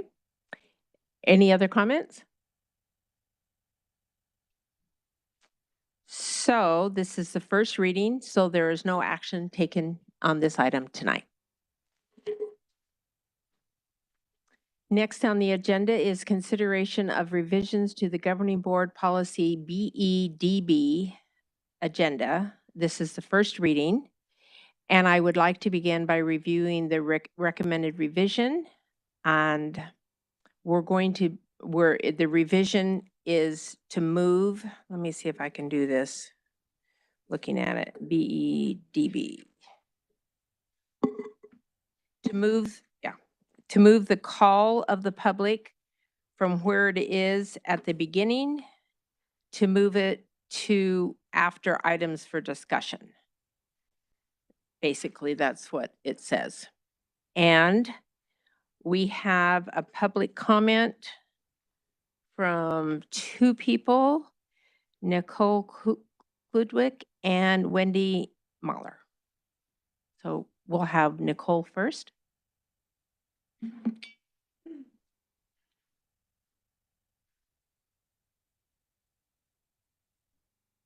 Hello again. All right, so on this particular move, I understand you guys probably have a lot of reasons for it, but in practice, in practicality, it's really going to suppress participation, and it almost feels like that might be the goal.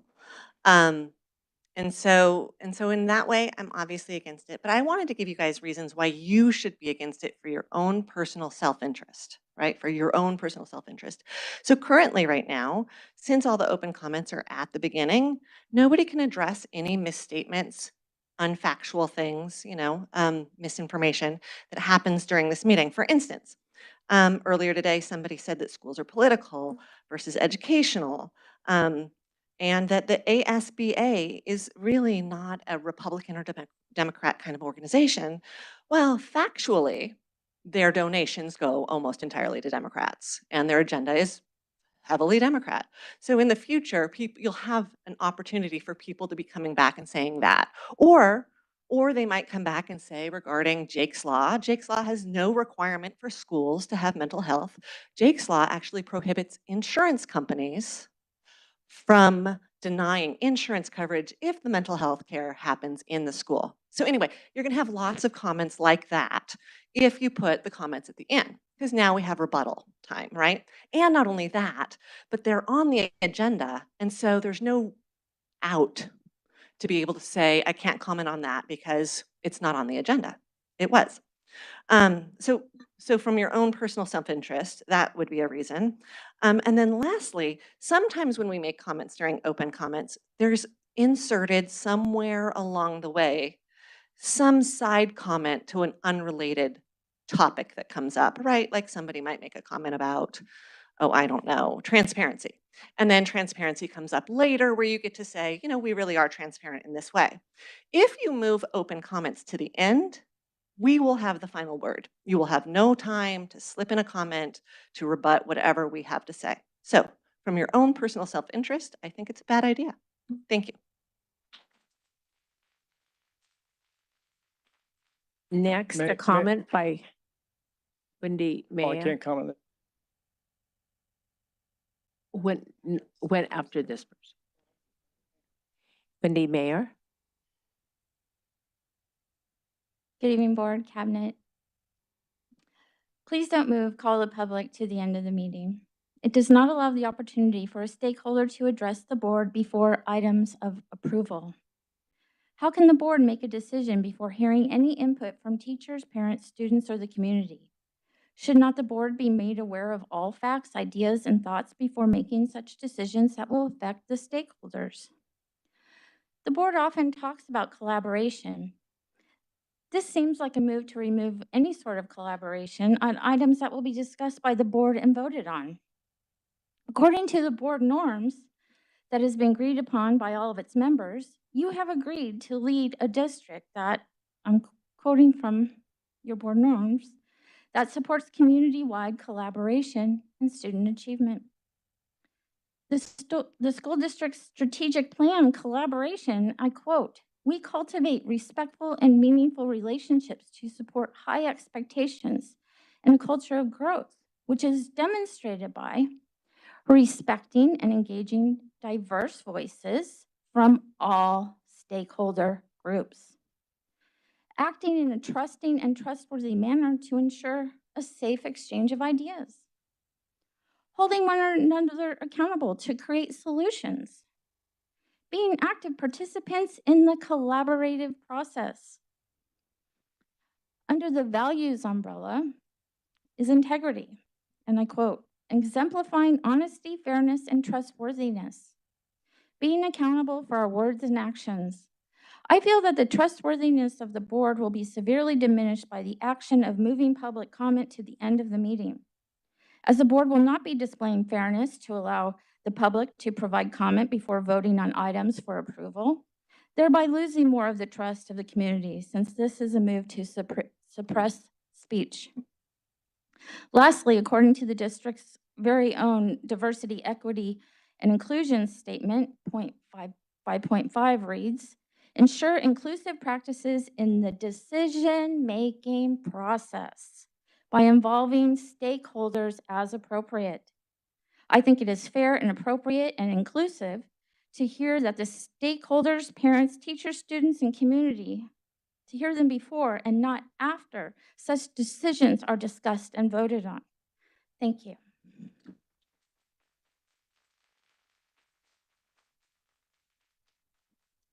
Thank you. So we're not voting on this.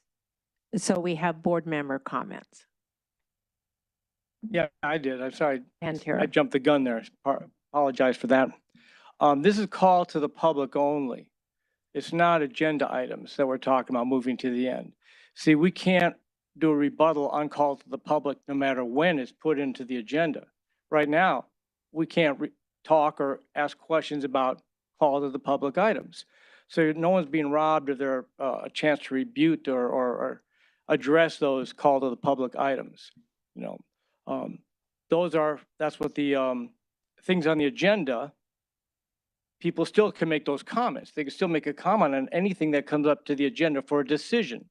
That's the collaborative part, besides the committees and everything else we have. You see something on the agenda, you want to talk about it, you fill out use the blue card, right? And you come and talk about it, and then we're having this discussion like we are now. Call to the public, we can't respond. Doesn't matter beginning, middle, or end. later on, we can think about it and maybe talk about some cabinet members or people, how we might want to go about what we've heard. So it really doesn't rob anybody of their voice. It doesn't rob anybody of their chance to influence us as to how we should proceed with matters in the district. I just wanted to say that. Thank you. Thank you. Any other comments, Mrs. Baker? I just also wanted to point out that you can't talk about an agenda item that is up for approval in call to the public anyways. And so that would also come with the blue card.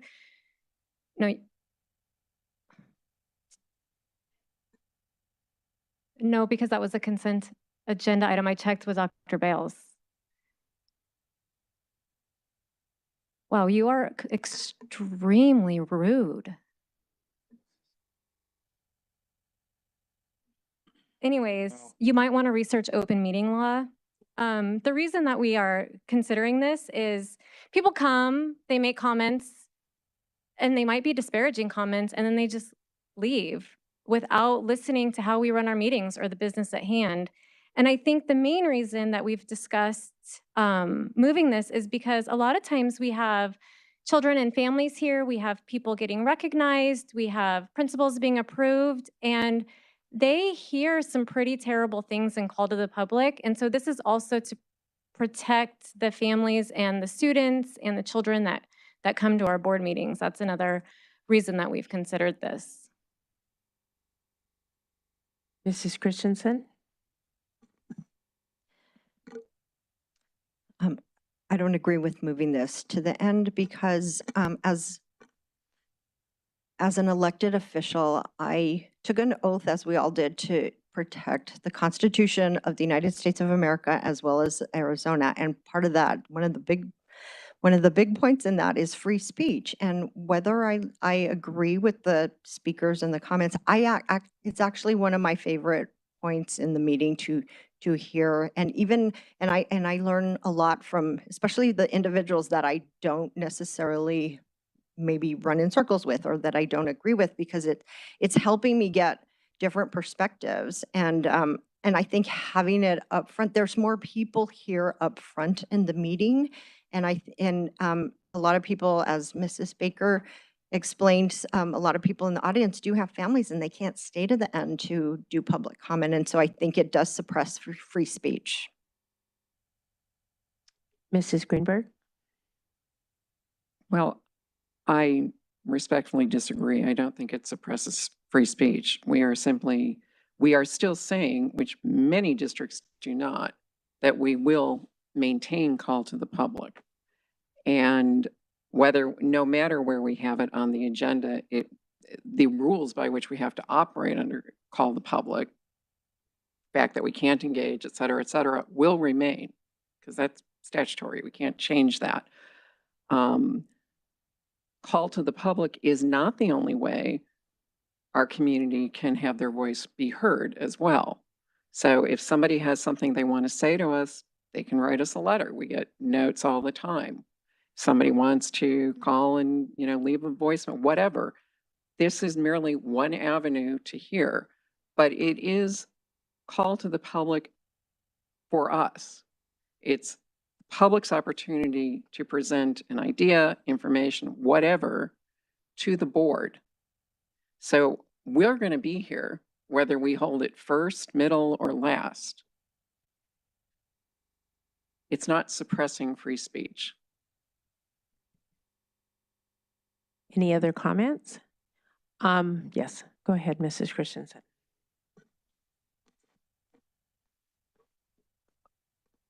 We are elected officials that represent all of the people here, and they're our constituents. We are not kings and queens up here making rules. It's important to hear those comments, and I think we hear more when it's upfront because there's more people here. And so in that sense, I think we get more individuals coming to speak if call to the public is up front, and it's kind of a slap in the face to say, hey, we want to hear from people. We want you to speak your mind, but we're going to put you at the end where where you may or may not be able to stay that long. So that's just my opinion. But to me, it does not promote a sense of community and a sense of that the voices of the people sitting here are important. I'd like to make a comment. This spring, I was in a principal's office, and when she was approved to become a principal, she took her children out before the public comments because she had been at enough board meetings recently to know that they had become something her children should not hear. And that is one of my main concerns, is that there was some very graphic things said in board meetings, and she didn't feel comfortable having a first grader and a fourth grader hear those things, as I would not have wanted my children to hear those things. And so, Point of order, please. excuse me, I'm speaking. This is our time to talk. So I'm talking to my fellow board meetings. So that has been brought up. And I remember talking to this principal, and so she sat by the back door so she could take her child out because of the comments being made were so graphic. And so, and before I was elected, I went to school board meetings for 10 years. I often made comments. I stayed for whole board meetings, and both of our public members who made comments on this subject, I appreciate their comments and I'm thinking about them. I appreciate their thoughtfulness and what they said. But my concern is when we hold it at the beginning before people are approved for positions, that it becomes a difficult, in the last year or so, it's become difficult for children to be around those comments, and I have concerns. So that's what I wanted to say. Mr. Pantera. Well, it was talked about, we're elected officials and we're here to do that job. And our job is to listen to the public in many ways as we can. Some are by law and some are we choose to do, like calls to the public. And that's what we do. They're supposed to comment to us. I think it's a slap in the face when you have visitors and guests here to do what's on the agenda, take care of those items that they want to talk about, or awards or recognitions. It's a slap in the face to them to make them wait. We want to honor them, but they've got to wait. You don't make your honorees wait.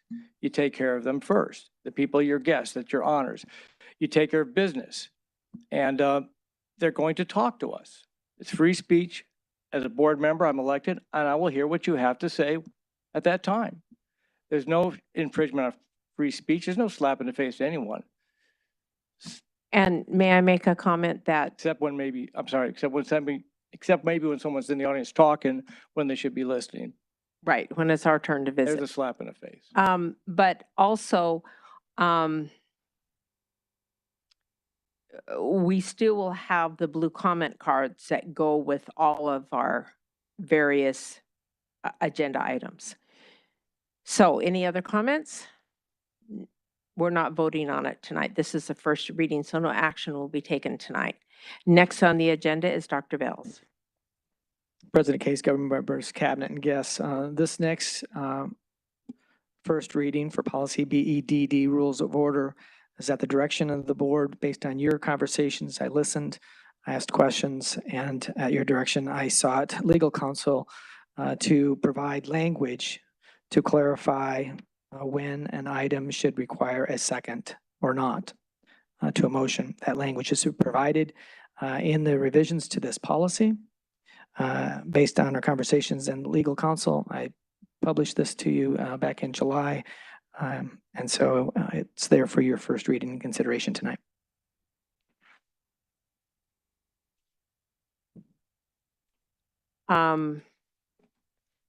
May I take a moment and read this? Okay. If a motion is subject to amendment, such a motion to amend requires a second. If the motion to amend does not receive a second, it fails.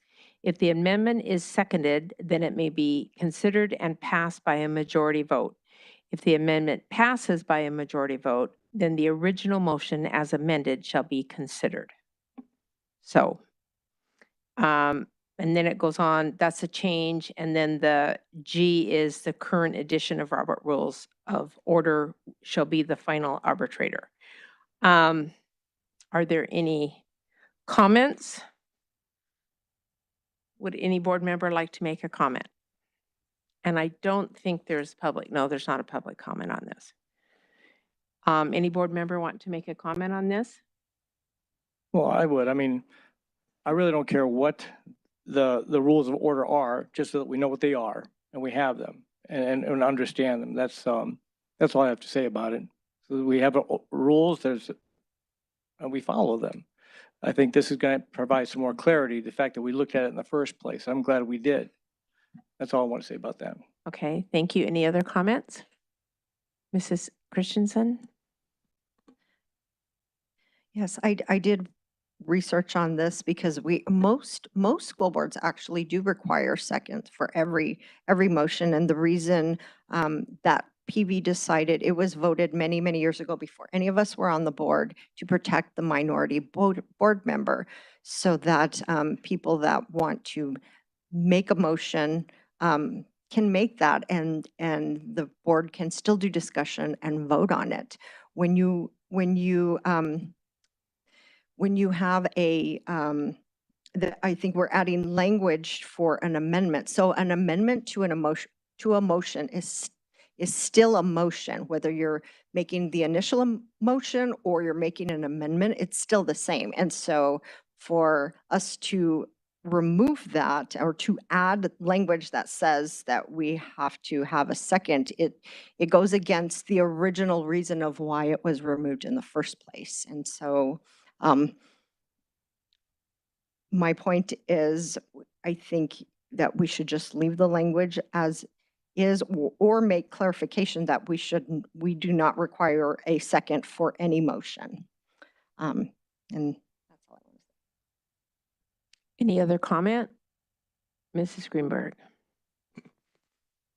As someone who has served as a parliamentarian before, as someone who has chaired committees and other bodies, you can make rules. Robert's rules allows that. So, for example, when I chaired the legislative committee for ASBA, the rules of order had the chair of the committee present whatever item was being discussed, and it did not require a second. However, if there was an amendment made and there were rules regarding amendments, those required specific, whether it was a second, whether if it was somebody from the floor as opposed to the committee making an amendment, you literally have to get 10 signatures from, other, et cetera. There were rules laid out.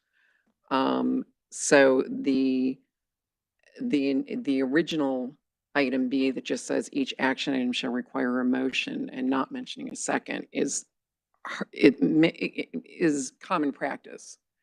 However, it's rarely common practice when, and that establishes the main motion. When you have a secondary motion to amend, it is rarely common practice that comes in without a second, that you need a second. And so I think that is what we are doing, is clarifying that amendments or secondary motions do require seconds, main motions do not. So, if you would feel more comfortable if we look a little further and perhaps have the attorney look at it if we want to distinguish a main motion, I think, that's not going to change us that much. It would just change that, each action item to be considered a main motion or something. I don't know, the attorney can come up with it. But what's being proposed here is pretty common practice. So I don't have any issue with it. I'd like to make it. Are you finished? Okay. I want to make a comment on this. One of the things about this is if you, let me just go back to the verbiage here. If you make a motion and no one seconds it, the motion's going to die right then. I mean, even if you don't need a second on it, the motion is going to die if there isn't somebody who can second it. So the motion is going to die because of the quantity of votes needed to pass a motion. So, and I understand, and we don't limit comments from anyone. I mean, all night long, we have spoken and let everyone have their say. So we're not limiting, but a motion to amend that can't get a second isn't going to go anywhere anyway. It's a dead end. Yes, Mrs. Christensen. The point is, when you make an amendment to a motion, and if you don't require a second, everybody has to vote on it. And that goes on public record. There's a big difference. So say we had a motion on the floor, then I propose to make an amendment to that motion. So we have to vote on that. If nobody seconds it as we're going to write this language and change it, then it's almost as if that amendment never came up because we don't vote on it. And so it just gets dismissed. Whereas even if it's just one person, we could still vote 1 to 4, even if it's 4 nays, it's still public record. That's the point. The point is that it's still voting, it's still public record. Right. And perhaps 20 years ago, that made more sense because they kept minutes of the meetings, but now we have recordings of the meetings. So everything of differences were all recorded and you can look at those. So any other comments tonight, Mrs. Greenberg? Well, we still keep minutes of the meeting. We still vote on them all the time, so we Yes. still have minutes. I know what you're saying. That is, we There is a do. more thorough electronic record. It by has virtue of the been fact that we do expanded from that. 20 years ago. It would seem to me, I hear what you're saying, Mrs. Christensen, but it would seem to me that if, a second is required, nobody seconds it, then you pretty much have a vote of 1 to 4 anyway, whether it's public record, technically public record, it is public that happened. I'd also like to say this does not preclude someone who wants to move an amendment to the floor and it doesn't happen to continue discussion and perhaps convince somebody to, second it somewhere else down the line. We're not saying discussion doesn't happen and we're not saying that motions can't be made. Just requires a second for an amendment. Thank you. I think we're finished with the discussion then.